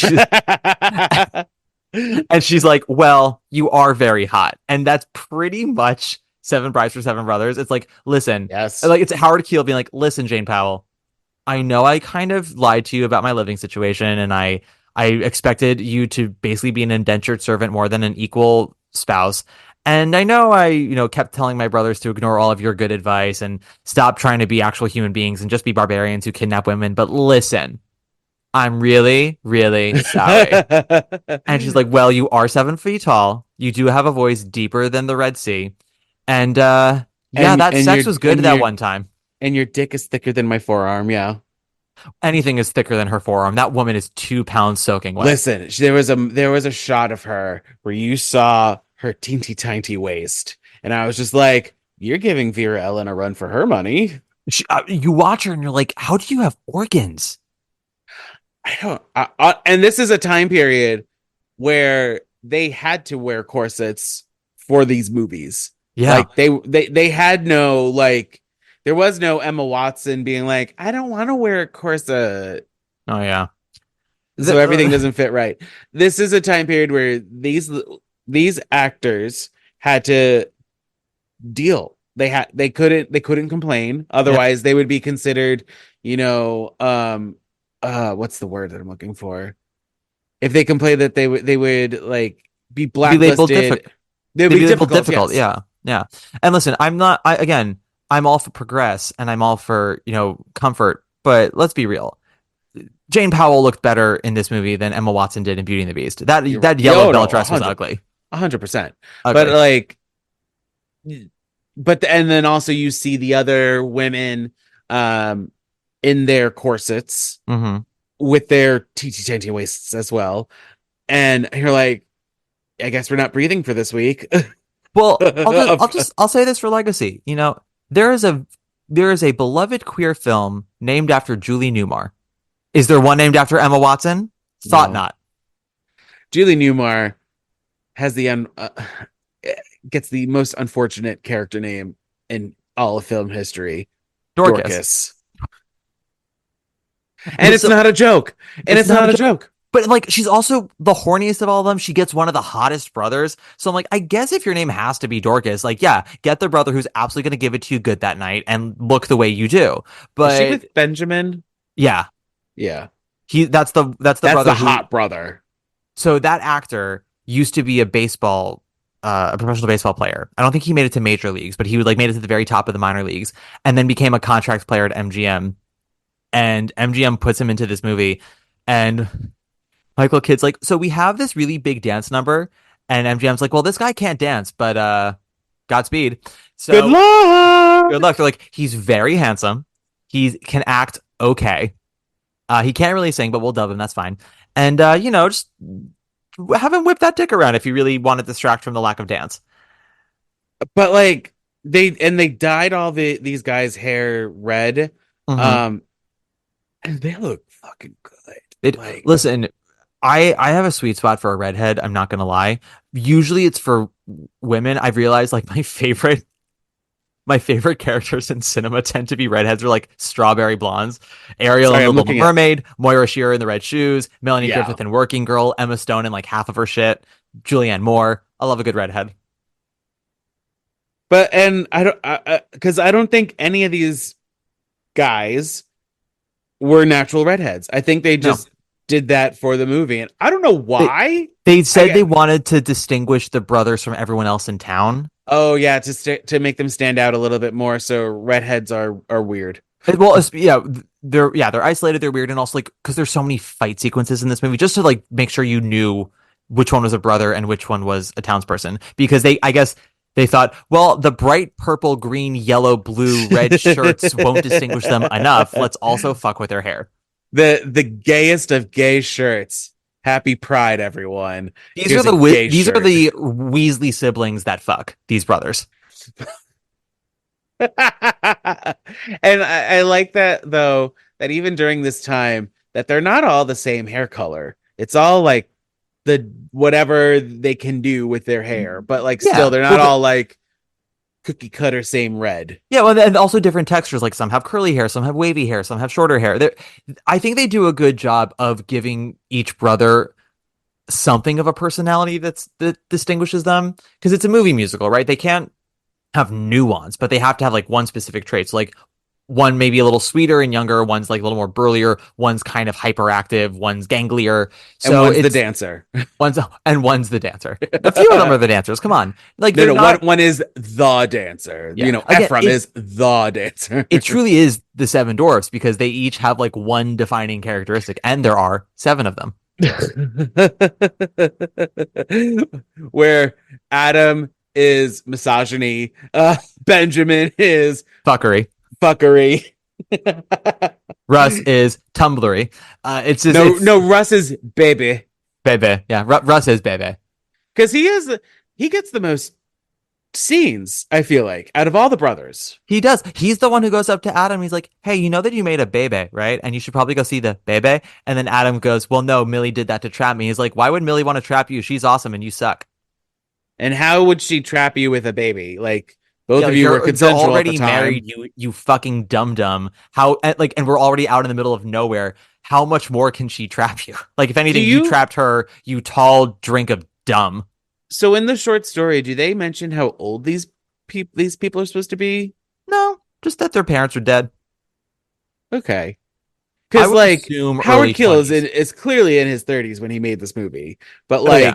I think he's supposed to be what, like 25? The character? So I would assume that the brothers are like, I would say the shortest amount of time of age between brothers is probably 11 months. And then the longest might be like a year and a half. Like these were parents who were fucking around the clock. And like, Right. if she wasn't pregnant, it was because her body was recovering from the last baby and was probably going to get pregnant in a month or two. But and also you have to think about this time period where they were just making kids. They were, Because you didn't know how many were going to survive. That's the dark Right. undertone of like, how many brothers could there have been? How many brothers were there almost? siblings, because they Oh, could sorry, have had sisters. I don't know. I have a feeling something about those parents. Their genes were like, no, we're not making women. Not when you got seven. or the sisters were just like, I see the writings on the wall. I'm out. Yeah, they all ran away. It's only the brothers now. It's well, except no, but we got A through G, so we can't. We have to assume there are no other letters unless there was H I J. Well, they Adam and Millie pick up that tradition. Millie with picks up Hannah. that tradition. Well, yeah, but he's the one who she brings it out as an olive branch to be like, I sorry, but like you're still a dick, but I sorry we fought. Yeah, I don't know. I think for the first 80% of the movie, she's constantly giving him olive branches. She's truly doing all of the emotional mental work, and Yeah. he's giving breadcrumbs. And then at the end, it's more sort of like, despite everything, we have a baby, and I'm part of this family, so I'm going to continue your parents' legacy. And that moves Adam. So she says, I was thinking something with an H. And Hannah, she said, it truly Hannah, is. Hepzibah. Yeah, like it's truly a. Well, it's two which rules. is the right one. Like she gives him one good name, Hannah, and then two then like two- bonkers names. Well, because the rule for the names are alphabetical order, Bible names. Yeah, So Hepzibah is actually a character. I don't remember what her story is, but I do remember the name. well, it's like it's the equivalent of going like saying to your partner, like, if you had a name that you really wanted, but you wanted to make it seem like it was a mutual vote. You were like, so what are we thinking? I'm like, well, I have three options. The first option is Karen, and the second option is rapist, and the third one is murderer. Which one do you want? Yeah. Like she says, like, I was thinking Hannah, Hepzibah, or Hapzibah. And he's like, I think Hannah's really nice. She goes, I agree. I went, yeah, you wanted Hannah. You basically named the kid Hannah because you have to assume it's been a couple of weeks. I think it's been a solid month at that point. Yeah. Yeah. Oh, yeah. So what were you calling baby Hannah? Baby? Yeah. I think The child? little accident, little chia pet. Chia pets weren't a thing yet, so they couldn't call it a chia pet. Overgrown skin tag, human souvenir. the byproduct of a one night stand. Loaf of bread. I call newborn babies loaves of bread because that's all they're really the equivalent of. Whenever I see people bring newborn babies to Disney World, I go, you brought a loaf of bread to Disney World. Yeah, Like, I see your point now. because they go, oh, I want my baby's first memory to be Disney. I'm like, your baby doesn't know what the sun is. That thing's not gonna have a memory of Disney. Your baby just sees shapes and colors right now. Like, It doesn't science know has what proven that your anything baby's not is. gonna have real actual memories till after they're 2 years old, and like even then, it's more sort of like basic images. They're not gonna have a memory of what they said or did until like three, probably. Yeah. But like, hey, Yeah. my 4 month old should really meet Mickey. I want them to know that they met Mickey. I'm like, go fuck yourself. That's for you. That's not That's for your kid. Just say you want your kid you want a picture with your kid and Mickey. that's Fuck you. that is not a human being with memories. That is a fermented cum sock that you just brought to Disney World. Oh my god. Wow. We Speaking of digress fermented sometimes. cum socks, let's get back to Seven Brides for Seven Brothers. Do we Because you have just to? know that every sock in that household is crispy and broken in half. Bitch. You know you know when Dorcas is flicking her bean, wondering what bed she's sleeping in. You know that there's some stains. I wanted a moment where Dorcas is like, it's so odd. The mattress is soft, but the sheets are stone cold hard. Like, how odd. Soft mattress and the sheets could not be crisper. It's like, what is happening here? What do you think's happening, Dorcas? Benjamin was thinking of you for 4 months in the deep winter. And also, Benjamin is probably 2 years old, so like he had to figure some stuff out. There has been 10 years of self-harming in that house, of just constant abuse with the right hand, occasionally the left, but mostly Zoom the agrees right. with you. Yeah, Zoom agreed with me on that one. Zoom, when I said that house had been seeing masturbation for 10 plus years, Zoom was like, thumbs up. Well, yeah, because presumably Adam is the one who probably started jerking it because he's the eldest. Mm-hmm. Unless Benjamin is the one who started before Adam. You never know. This is a weird conversation. Adam isn't super fuckable. Like, Howard Keel is fuckable, but Adam is not super fuckable for me. Benjamin, as both the actor and the character, I'm like, yeah, I think he would be very open to a ride. But and Zoom agrees with me on that one too. But like, this is what we mean when we say like, this is a movie that is incredibly horny and yet incredibly wholesome at the same time, and not in a way that I think is intentional, just in a way that you and I pick up on, and might also be a reason why a lot of people still have a soft spot for this film. Oh no, Julie Newmar, I agree with you, is 100% horny in that one scene. Yeah, and she was also getting dick down off camera. You know that woman had a good time making this movie. She like every other week was like, brother Which number two. brother am I sleeping with? Yeah, she's like, brother number two, I pick you this week, and then brother number four this week. You know, it's fascinating because while I was watching this, to go to the barn raising dance moment, Yes, I was wondering about like what the women's mindset is during this, because there are two groups of men fighting for them. You have the Pontaby brothers, who are the ones that we've been following, and then you have the town douchebags. I don't know what else to call them. They're town douchebags. they are. And it's like, are we flattered? Are we angry that because we're seen as property? I mean, I know I'm looking at it through a 2024 lens, so grain of salt with this, but it's just like, what is their mindset? I wonder. I couldn't tell you. The moment I know this is just just a rhetorical question I just want to throw out there, because it's like it's fascinating because you watch this now and you're like, okay, so clearly during the time of filming, none of you thought any of these deep thoughts because this is the 1950s and you're an actor and want to make money. But it's so, I don't. That's the one scene though that like I do every once in a while put on the barn raising dance scene because it slaps so hard. Michael Kidd was a very good choreographer. He was very known for his athletic choreography, which is why he was such a good fit for this movie, because he came in. So also, like, a lot of people involved in this movie were involved in Lil Abner in some way. So it's the same songwriters as Lil Abner. Michael Kidd choreographed the original production of Lil Abner. Julie Newmar was in it on Broadway. I think I think she was a smaller part originally and then got promoted to whatever No, she's the weird robot character. the weird robot character. You watch the movie. Okay, is she in the movie? Because I know she's in the stage show. I can't remember if she reprised her role because it was one of those things where they brought the Broadway cast to the movie for the most part. She Stupefying Jones. Yeah, that's the robot. That there's a robot. Just watch the movie. What a crazy thing! Because Edie Adams so plays bad. Daisy May. Okay, I want to. Yeah, she's one of them. I think it's her. Daisy May is like they needed a name. Yeah, because the guy who played Little Abner is the one who I believe originated the role on Broadway. Peter Palmer. Leslie Parrish plays Daisy May in the movie. Yeah, Julie Newmar reprised her role in the movie as well. 5 years after Seven Brides for Seven Brothers. So go Julie. When did the stage show? Actually, wait. Oh shit! No, I'm sorry. I'm so wrong about this. Lil Abner, the stage show, came out 2 years after Seven Brides for Seven Brothers. So this isn't.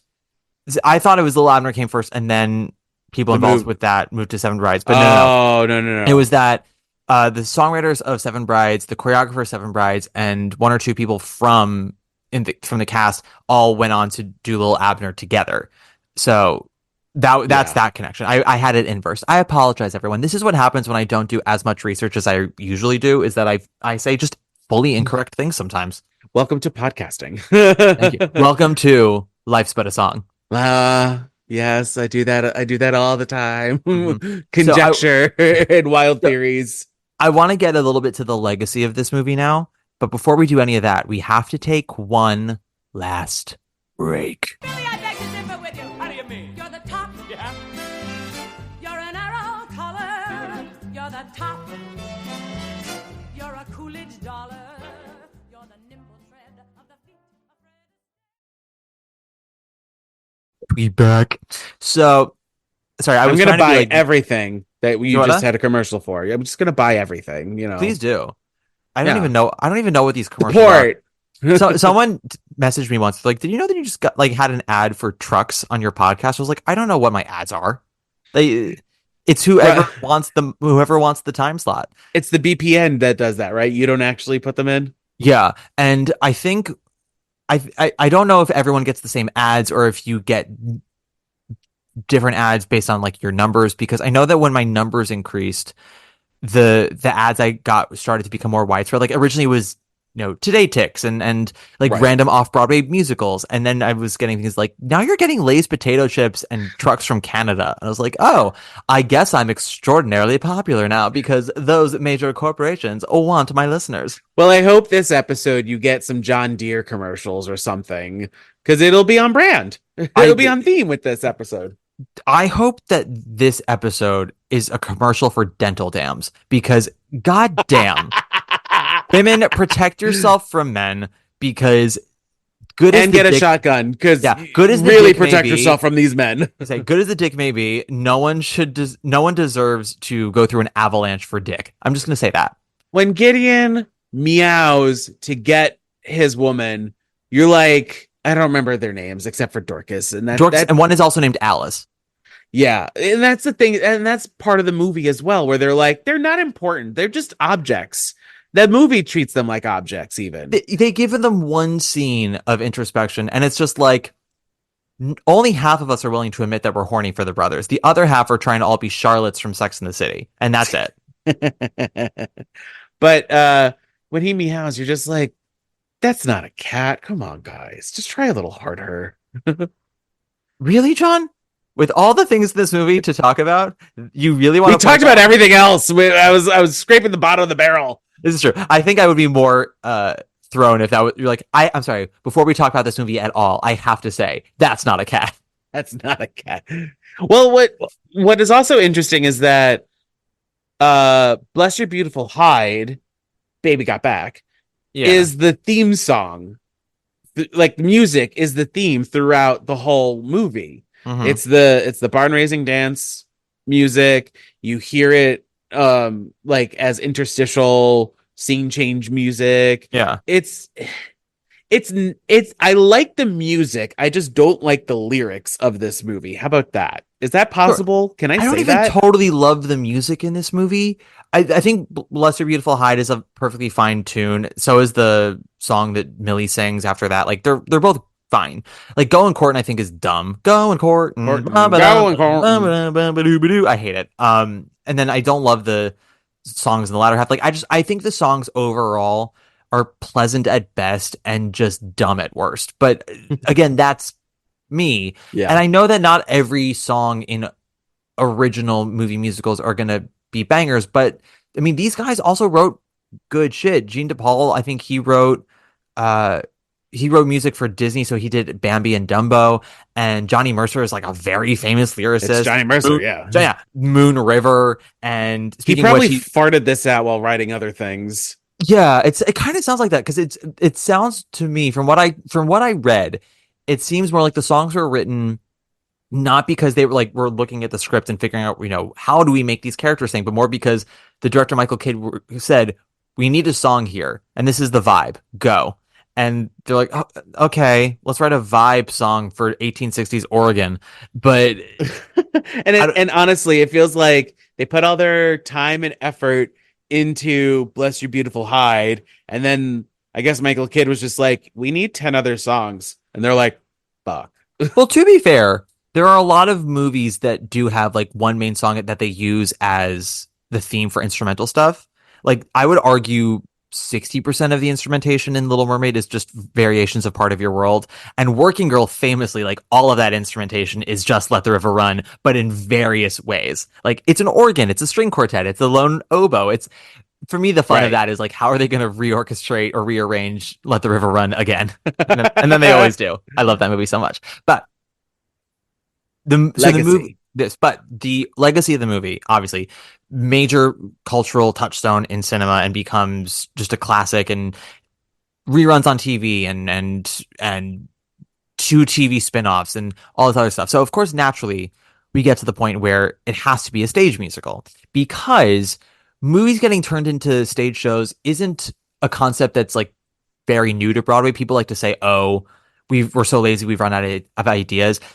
The truth is that Broadway was using movies as sources for stage shows probably starting in the late 50s. I think Oh Captain might be the first one. The difference is that the stage versions were not necessarily beholden to the movies. They almost never used the original title. Right. They came up with a new title. Lily becomes Carnival. The Apartment becomes Promises, Promises. Knights of Cabiria becomes Sweet Charity. Every now and then you got something like La Strada that just becomes La Strada the musical. But mostly they're like, we want this to be its own thing. We want this to stand on its own. And it's not really until 42nd Street that it becomes an enterprise of like movie, the musical. And Seven Brides for Seven Brothers, technically speaking, predates 42nd Street as a stage piece, because they adapted it for the stage, quote unquote, around 1978, 1979.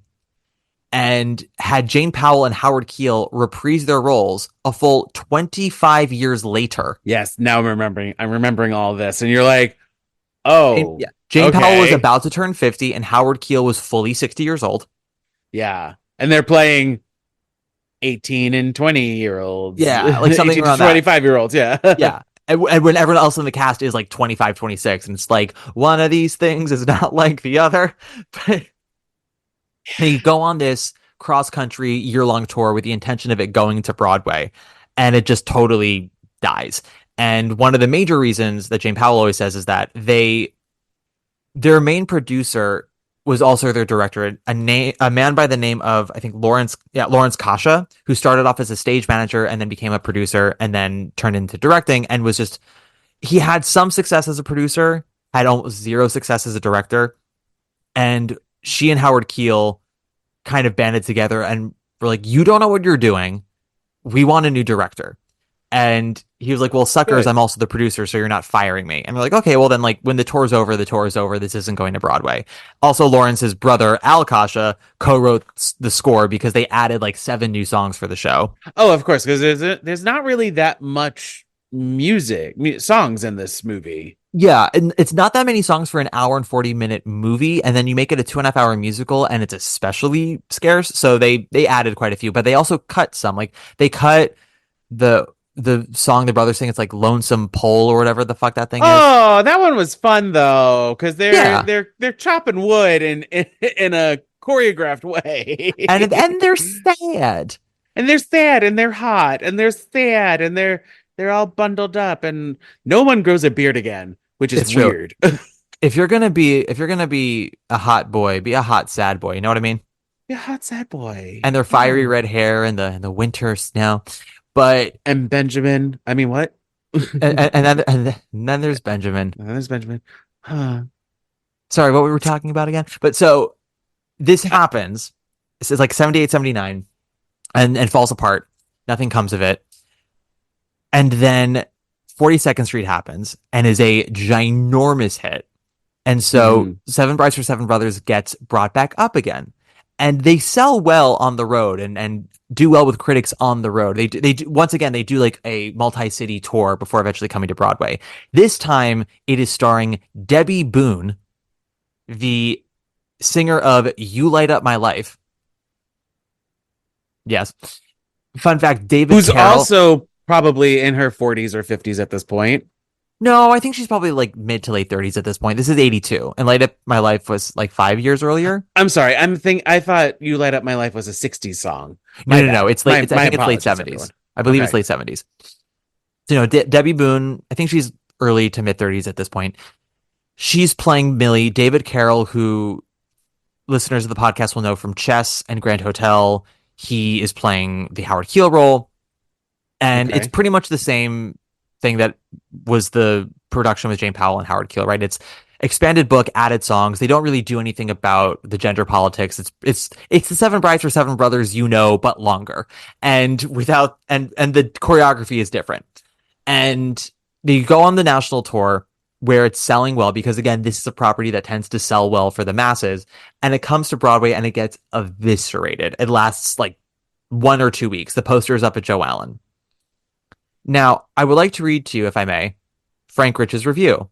I mean, it's your podcast, so It is my podcast, and I will do as I damn well please. of course.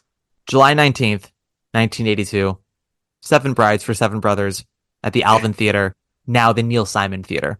Dear Diary. Dear Diary, today I met a boy. That's a Britney Spears cut for all of you people who weren't born in 1990. So how does one begin to describe Seven Brides for Seven Brothers, the threadbare touring package that mistakenly unpacked on Broadway last night? Whoa. Perhaps She's coming in hot right away. Sure is. It was like you and me earlier on this episode. Perhaps it's fitting to start with the brothers themselves. There are indeed 7 of them, all singing, all dancing. But what in heaven's name, one wonders, has happened to their hair? On close examination, it seems that someone decided to transform all the brothers into redheads. Now, you and I both know this is because of the movie. I think Frank Rich has forgotten this detail of the movie. He goes on and says, and then they abandoned hope in mid-dye job. The result is an unmatched collection of strawberry-streaked chorus boys who, while purporting to be rugged farmers in 1850 Oregon, look for all the world like clowns. Seven Brides for Seven Brothers, the 5th musical bomb to be played in the Alvin in 10 months. There was also Merrily We Roll Along, Prince and the Aviator, Little Johnny Jones, and another one I can't remember. To be planted in the Alvin in the last 10 months has other lunacies too. As directed by Lawrence Kasha, its scenes don't so much end as lurch into darkness. The sets, by the sometimes admirable Robert Randolph, are flimsy and dreary in a 1950s fashion that hasn't been seen since. Well, since Mr. Randolph's last show at the Alvin, Little Johnny Jones. This musical also marks the Broadway debut of Debbie Boone, to which one might well say, bring back Donny Osmond. The inspiration, that's because Donny Osmond starred in Little Johnny Jones. The inspiration for this enterprise is the 1954 Metro-Goldwyn-Mayer movie musical of the same title. In its original incarnation, Seven Brides was less than thrilling, yet let's be grateful that this show's collaborators didn't choose to monkey around with the bandwagon or Singin' in the Rain. Both movies slap, by the way. Nonetheless, the original Seven Brides for Seven Brothers did have one major strength. It's galvanic. I'm saying that word terribly wrong. I'm so sorry. Sure, let's go with it. Michael Kidd choreography, danced by an illustrious high-flying team of brothers that included Russ Tamblyn, Jacques Demoise, Matt Maddox, Tommy Rowell, and Mark Platt. He doesn't include Benjamin here. I forget Benjamin's actual name, but he's not listed here. But that's because Benjamin didn't dance, and you and I both know that. Jeff Richards. Yes, he was an actor. I think he was in one of the Little Women movies at that point. The movie also offered a few pleasant songs in its generally standard issue Gene DePaul, Johnny Mercer score, which is correct. Whoa. Not all of the songs are terrible, but not all of them slap as well. Yeah. Some of those songs, notably Wonderful, Wonderful Day and Goin' Courtin', have been preserved here, outfitted in appealingly old-fashioned Broadway arrangements by Irwin Costal. They are, however, overrun by 8 new numbers from Al Kasha and Joel Hirshhorn, last known as the perpetrators of Copperfield, which was a failed musical earlier. For this occasion, this team has come up with one tuneful cornball ballad, Love Never Goes Away, Jesus Christ, as well as a shameless God-invoking inspirational piece that apparently aspires to repeat the success of Miss Boone's legendary hit single, You Light Up My Life. The rest of the score might benefit by being left unmiked.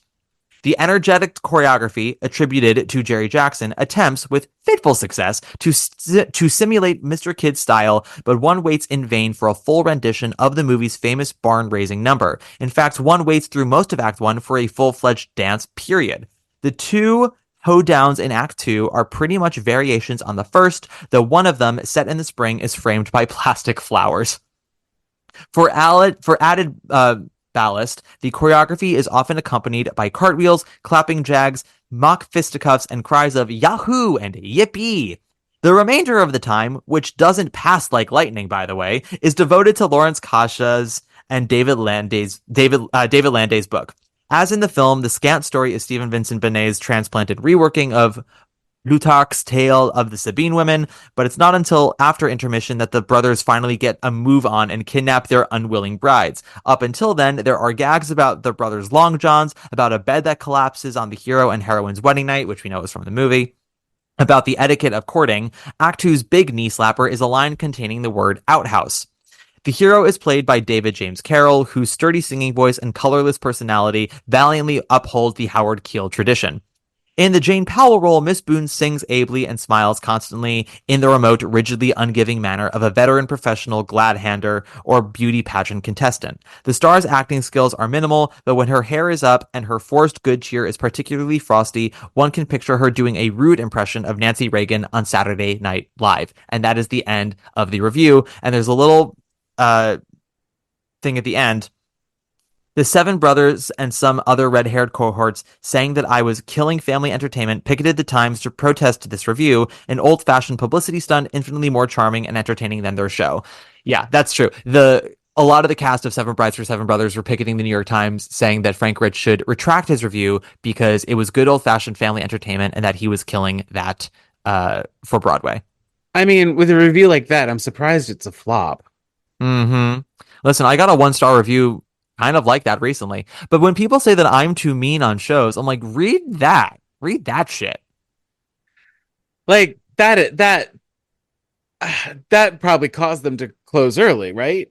Like that. I think a lot of things caused them to close early. They weren't selling well, but the other book I was reading, Not Since Carrie, which is a book about famous Broadway flops, Ken Mandelbaum was like, it wasn't a good show. It was selling on the road because tours can do that. You don't have a lot of other shows to choose from when you're in Cleveland, Ohio, and you also don't expect necessarily Broadway caliber sets because everything's got to get packed up and moved. Once you're on Broadway and there are 25 other shows to choose from, all of which have put time and money into their sets, have actually tried to craft something. This is also 1982. We are post Company, we're post Cabaret, we're post Sweeney Todd in a chorus line. Audiences are expecting something different. Yes, we're loving 42nd Street, and I think Cats is just about to open, but 82? I think Cats is opening that fall, I think. Yeah. So there is that spectacle, old-fashionedness to both of those shows. But also Annie is a family entertainment that's smart and well done and was a Tony winner. Just the expectations of what a Broadway musical should be and what it should deliver had changed by that point. And it just sounds like that the producers of this were like, oh, well, people in Arizona flocked because they love the movie. They will do the same in New York. No, it's like, no, they will not. No, they will not. Because the people in Arizona are paying one price and the people on the Broadway are paying another price. With different expectations as well. Right. And we see that happen here still. Like oh, wait, this is 80s? I mean, this is 82. It is probably still a difference between non-Broadway and Broadway ticket prices, but it's not hundreds of dollars like it is today. I believe this is still around like $40 to $50 for a ticket, which was a lot. It was a lot. I think 40 might have been the top ticket price at that point. But if that's the thing, is every time a ticket price goes up and you read about it, everyone's like, they're so high already and blah, blah, blah, blah, and people want their money's worth. I think Phantom was the first like $55-$60 top ticket price, because then Miss Saigon is notorious for being the first $100 ticket price. Whoa. And people paid for it. But the helicopter alone. Yeah, such an unnecessary helicopter, but it got people in the theater. The interesting thing is, so the days of like the 1 week flop on Broadway they're not gone. We get like the 2 to 3 week runs now, but we don't really get the closing in one night. We don't really get the 1 week anymore. There's because Amazing Grace was the last one that was allowed for it to happen. No, Amazing Grace ran way longer than you realize. Oh, which is the Amazing Grace, I think, ran almost 100 performances, but not because it was selling. In the same way, like Paradise Square ran for a little over 100 performances, not because it was selling, but because the producers were just fucking stubborn and were just sinking money into it. Because they so something like A Gentleman's Guide or Nine are these Broadway productions that are famous for, they didn't really catch on at first. They got good reviews, but audiences didn't really start flocking until they won the Tony. Right. And then made their money back. And so producers were like, we just need time to build our audience and we need to like make it to the Tonys and everything will be great. And there's merit to that. There's something really noble about that, of producers, wanting to give their shows the opportunity to find an audience. But like when the reviews aren't good and no one's buying tickets already, it's like things aren't going to change in a matter of weeks. They're not going to change in a matter of months. Like, if people aren't buying tickets right now, it's because word of mouth isn't good. Even if they're giving you a standing ovation in the theater, half that audience is going to go home and tell their friends and miss it. Yeah, because like Beetlejuice round one needed time to get the word of mouth out and do social media and everything, and that. But you can see the uptick with Beetlejuice a lot quicker than some of these other shows. Like of course, yeah. Beetlejuice wasn't like an out of the gate sold out thing, but like it did overcome its reviews, and through smart marketing and TikTok and whatnot, it turned around relatively quickly. Within like 2 months, it was no longer losing money, and that's very. But I think the producers also were starting to see that trend in ticket sales quickly. Like it maybe wasn't jumping up 200K in sales every week, but they're like, oh, it's going up every week. People are buying more full price tickets, and like we think that by 2 months we will be at a break even point and then making money, which is exactly what happened. But something like the opposite of that, which is what I think the producers of Seven Brides for Seven Brothers were hoping for, was people knowing the original property, loving it, and flocking to it. But if the thing isn't good, if it's a watered down version of the movie they love, eventually they will stop flocking to it. It used to be they stopped flocking pretty quickly. You see this with the original Broadway productions of Singin' in the Rain and Meet Me in St. Louis. They're like, the movie's just better. I don't need to see this. I could watch this somewhere else. Right. It's a little slower now. Things like Back to the Future, Pretty Woman, like those shows ran for about a year. Well, Back to the Future is still running, but Pretty Woman ran for just a little over a year. But you look at the growth. Yeah. Oh, continue. I was just saying, like, you look at the grosses for Pretty Woman, you look at the grosses for Back to the Future, like they came out of the gate hot and then cooled off like at the 6-month mark and never got back to where they were. And for shows that many people thought were like guaranteed successes that were going to, run for 5 to 6 years, to not be a hot ticket 6 months into the run based on such a major property isn't, really desirable. And so it's the same narrative as something like Seven Brides for Seven Brothers with the stage show. It's just prolonged. Like those shows close at a loss and forgotten. They just run for a year, whereas this ran for 3 weeks. I feel like also So not never seeing the stage version of Yeah. this. I feel like also the audience may get a weird feeling while watching this. Like when I saw Back to the Future, the one song that the dad sings when he's on the branch and basically My talking about stalking, singing yeah. about stalking, it's weird. And you're like, oh, what? This makes me feel weird now. And I have a feeling that the audiences of Seven Brides, uh, when they went to go see it, were like, oh, yeah, I remember nostalgia. And then they watched this, and now there's more music, and it's probably even more problematic and everything. And they're like, oh, this is now creepy and weird. Like, you're doing a whole dance sequence while you're stealing women. Like, Yeah. I'm making assumptions here because I have a feeling there is no videos of this. Probably not. Yeah. So that's what's weird is, yeah, I think that audiences were watching it being like, oh, this story is not the wholesome story I remembered it being. Like, these songs aren't as good as I remember them being. And I guess, like, if I'm gonna enjoy this story, it's gonna just be the movie. What's weird though is the stage version doesn't die here. It goes to London, where it does better, if not amazing, and just like constantly is getting reworked over the years. In the 90s and the early 2000s, it's being licensed by MTI now. And like Goodspeed does a production, the Muni does a production, Paper Mill does a production. They do it at Regent's Park Open Air Theater in London. And they keep reworking the script, and I don't know what the changes are now. I understand that they try to make it less overtly problematic, but But you they still can't. steal women. Yeah, it's like you can't really escape the kidnapping plot line. I guess what you can do is maybe try to frame it in a way where it's so obviously wrong and hilariously wrong, and then but then I'm like, but then how do you come back from that? How because it has to end with them all getting married. It's in the fucking title, and it's the kind of Right. show where it's the kind of show that builds to a happy ending, or should I say builds to a wedding, let's put it that way, to heteronormativity, monogamy bullshit, which neither of those things are actual bullshit. It's just bullshit in this story because Yes. everyone defines Very happiness much by so. everyone defines happiness and success as matrimony, and you should never view matrimony as that. It should be an inevitable progression of a relationship, not a goal. But so I don't know. I don't know how you come back from the kidnapping. I don't know how you come back from Adam being the absolute worst. I just don't know. And I also just don't think the songs are terribly great. So I don't know. But people have claimed that it's more enjoyable now on stage, which may be true. Part of me wants to see a production now out of just sheer curiosity. Right. But do you think though that it'll ever come back to the Broadway? God, no. No, no, no, no. What about like an encores? Maybe I not as long as Lear is artistic director there. The one good thing I'll say about Lear is that a show like Seven Brides for Seven Brothers probably makes her puke, and there's no Well, way she would agree to that. it's not I'm more so just one giving thought questions to be like, so is like obviously it's having a success, quote unquote, in like regional. Mhm. There is no actual tour.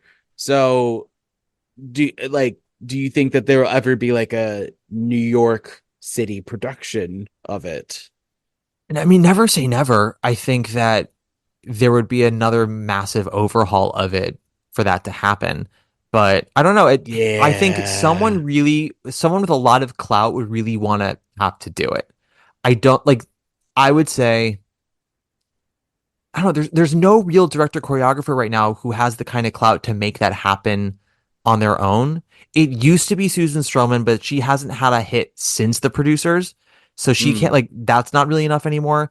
I would argue Casey Nicola, but he hasn't really had a hit since Aladdin. Granted, like, he has Aladdin, he has Book of Mormon, he has Drowsy Chaperone, and like other critical successes to his name, but he hasn't had a show make money since Aladdin. So unless Mean Girls recouped on tour, which maybe it did, but like I don't think he's It's sort still of like, going, so I'm it's assuming so. yeah, and it's now playing in London. But like Casey isn't the I can get anything greenlit if I want sort of clout. It's more sort of, I don't know.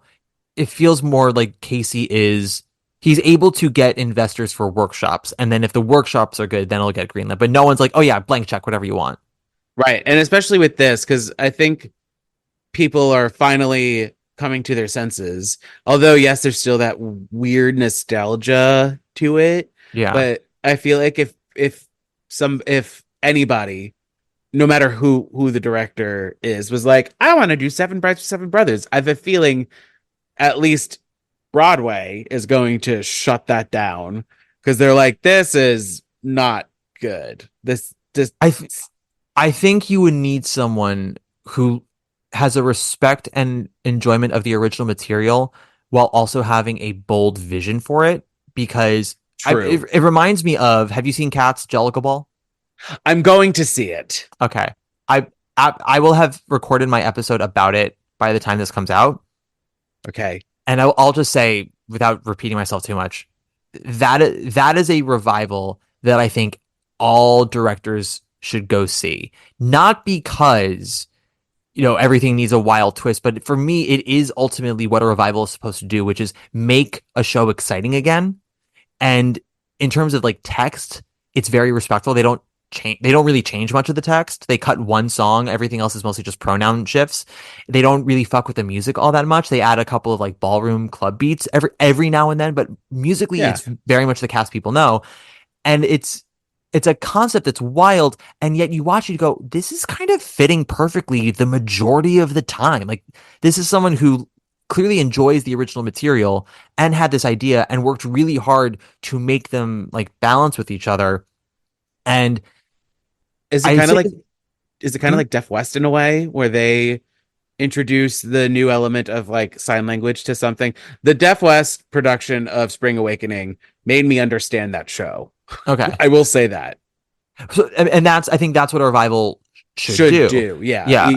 You should, like, I wanted to see that Oklahoma that happened in Oklahoma. What? Woklahoma, we call it. Woklahoma, yeah. Because I wanted to see how they, what's her name? Ali Stroker? Ali Stoker? Ali Stroker. I wanted to see how that was incorporated in or not incorporated, like her being in a wheelchair, if they actually talked about it. I doubt it. They don't talk about it. What they did was they incorporated it into the staging and used it to her advantage as a performer. Great. Yeah, staging wise, they set her up for success, which is great. The best revivals find a way to make the show fresh and exciting again. And there are so many ways you can do that. It all depends on the show. Some revivals, it's about giving it just a fresh coat of paint and a line of cocaine, like the Hello Dolly revival. Some revivals, it's about stripping it down to its essence and just putting good actors on stage to tell the story, like The Color Purple. Sometimes it's about like finding that like the rich subtext that people have been missing, like when they did Carousel in the 90s, when they did Oklahoma at the National, when they did Cabaret with, Sam Mendes and Rob Marshall. And then for something like this Jellicle Ball with Cats, it's like, what if we just threw a bold new concept on it? Because this show has been an international phenomenon and joke at the same time for decades. And the only way we can get you to sort of take it seriously while also having fun again is to just completely throw you for a loop. Yeah, and have fun. Yeah, and have fun, which you do. There's also a lot of pathos in it. It's not like all camp fun all the time. Like, they actually find some gravitas in there, which was very... Of course. But I, as somebody who hasn't seen it yet, I'm only going off of, the little that they are showing on their social media, which I love that too, because they're not showing you everything. Yeah. At least for the Jellicle Ball. They're giving you that a little moose boosh. Yeah. Which is great. No, I look forward to your thoughts when you see it. It is currently my favorite revival playing in New York right now. Wow. Yes, over Merrily, over Cabaret. I'm trying to think. Yeah, it's probably my favorite musical revival since Color Purple. Yeah. Wow, that's bold. Yeah, well, there have been other musical revivals I have liked in between. Like, that's true. I really liked Company. I really liked Parade, and I enjoyed Merrily. I really liked Once on This Island. I really liked My Fair Lady and Hello Dolly. But like Color Purple is the last revival where I was like, this is what a revival should be. Because I went into Color Purple ready to just roll my eyes, and I was blown away, and I kept being blown away each time I saw it.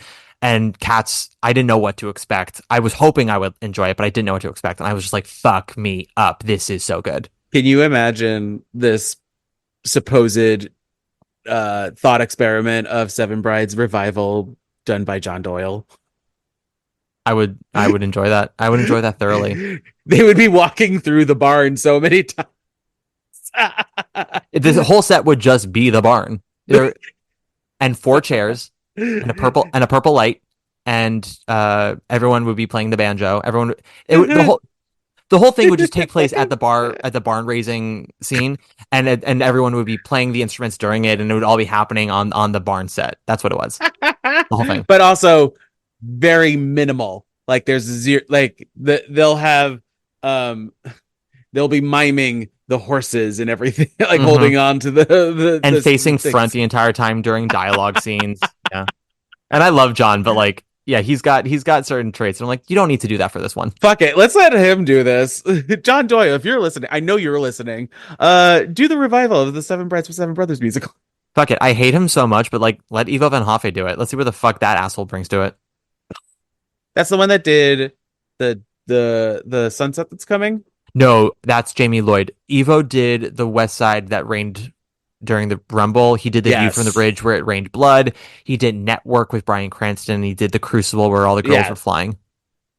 That I wanted to see because I just looked weird. Yeah, it was the only show. I've talked about this before. It was the only production of his that I've liked because at that point I had seen View from the Bridge and then Lazarus and New York Theater Workshop. So I went into the Crucible being like, sure, Evo, like, what are you going to bring me? Bring it on. And I was like, oh, there's a wolf on stage? Cool. Oh, one of the girls fly? Fantastic. The whole thing takes place in a classroom. Go off, sis. And like, I wasn't sitting there being like, yeah, I love what you've done with this. I sat there being like, I'm enjoying myself because I just now know to like expect the unexpected. And Zoom agrees with you. Zoom agrees with me on that. All right. On that note, I think it's a good time to wrap up, John. Oh, we did it. We did. Well, we've been talking for over 2 hours, and you have places to be. I'm a very busy lady. You are a very busy lady. John, this has been delightful. Where can people find you if you want them to find you? Well, so I have a podcast that we may have mentioned once or twice throughout this episode. It's called Life's But a Song. You can listen to it anywhere you're listening to this. All the socials are at But a Song Pod. Do you know when this is coming out? Like what month? Let me check.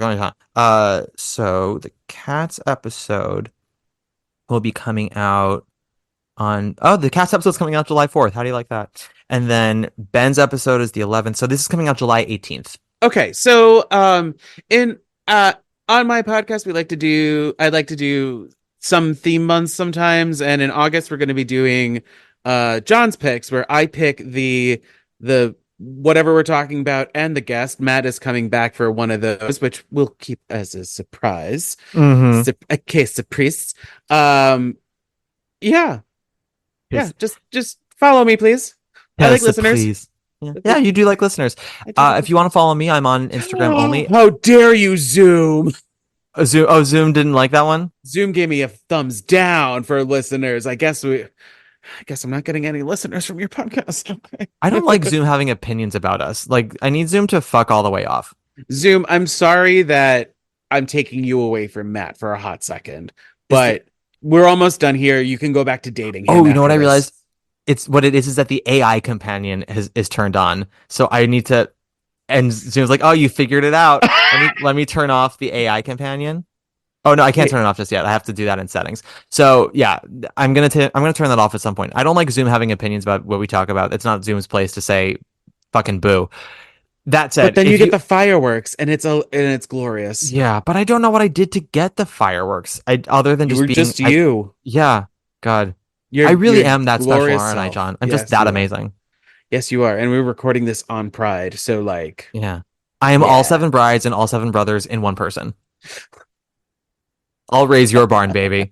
So if you want to follow me, you can follow me on Instagram only at Matt Koplik, usual spelling. If you like the podcast, you can give us a nice 5-star rating. If you're feeling compelled to write a review, please do so. The listeners of this podcast write kick-ass reviews.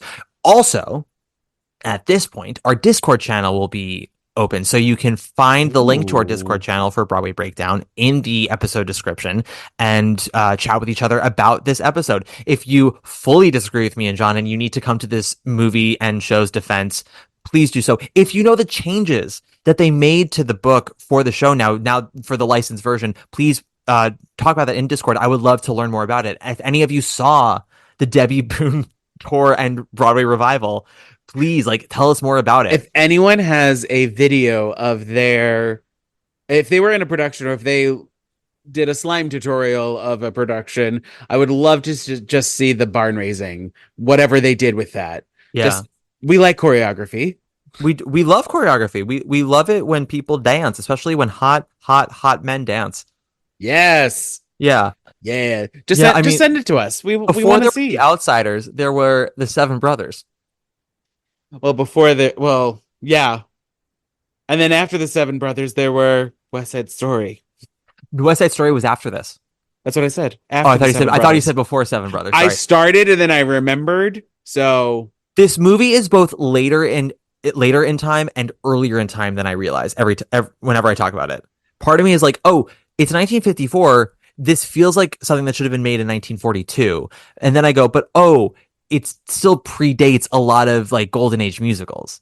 This is post Oklahoma Carousel King and I, but it is pre Sound of Music. It's so weird, isn't it? It's that weird time. It's post Guys and Dolls, but I'm pretty sure it's right before My Fair Lady.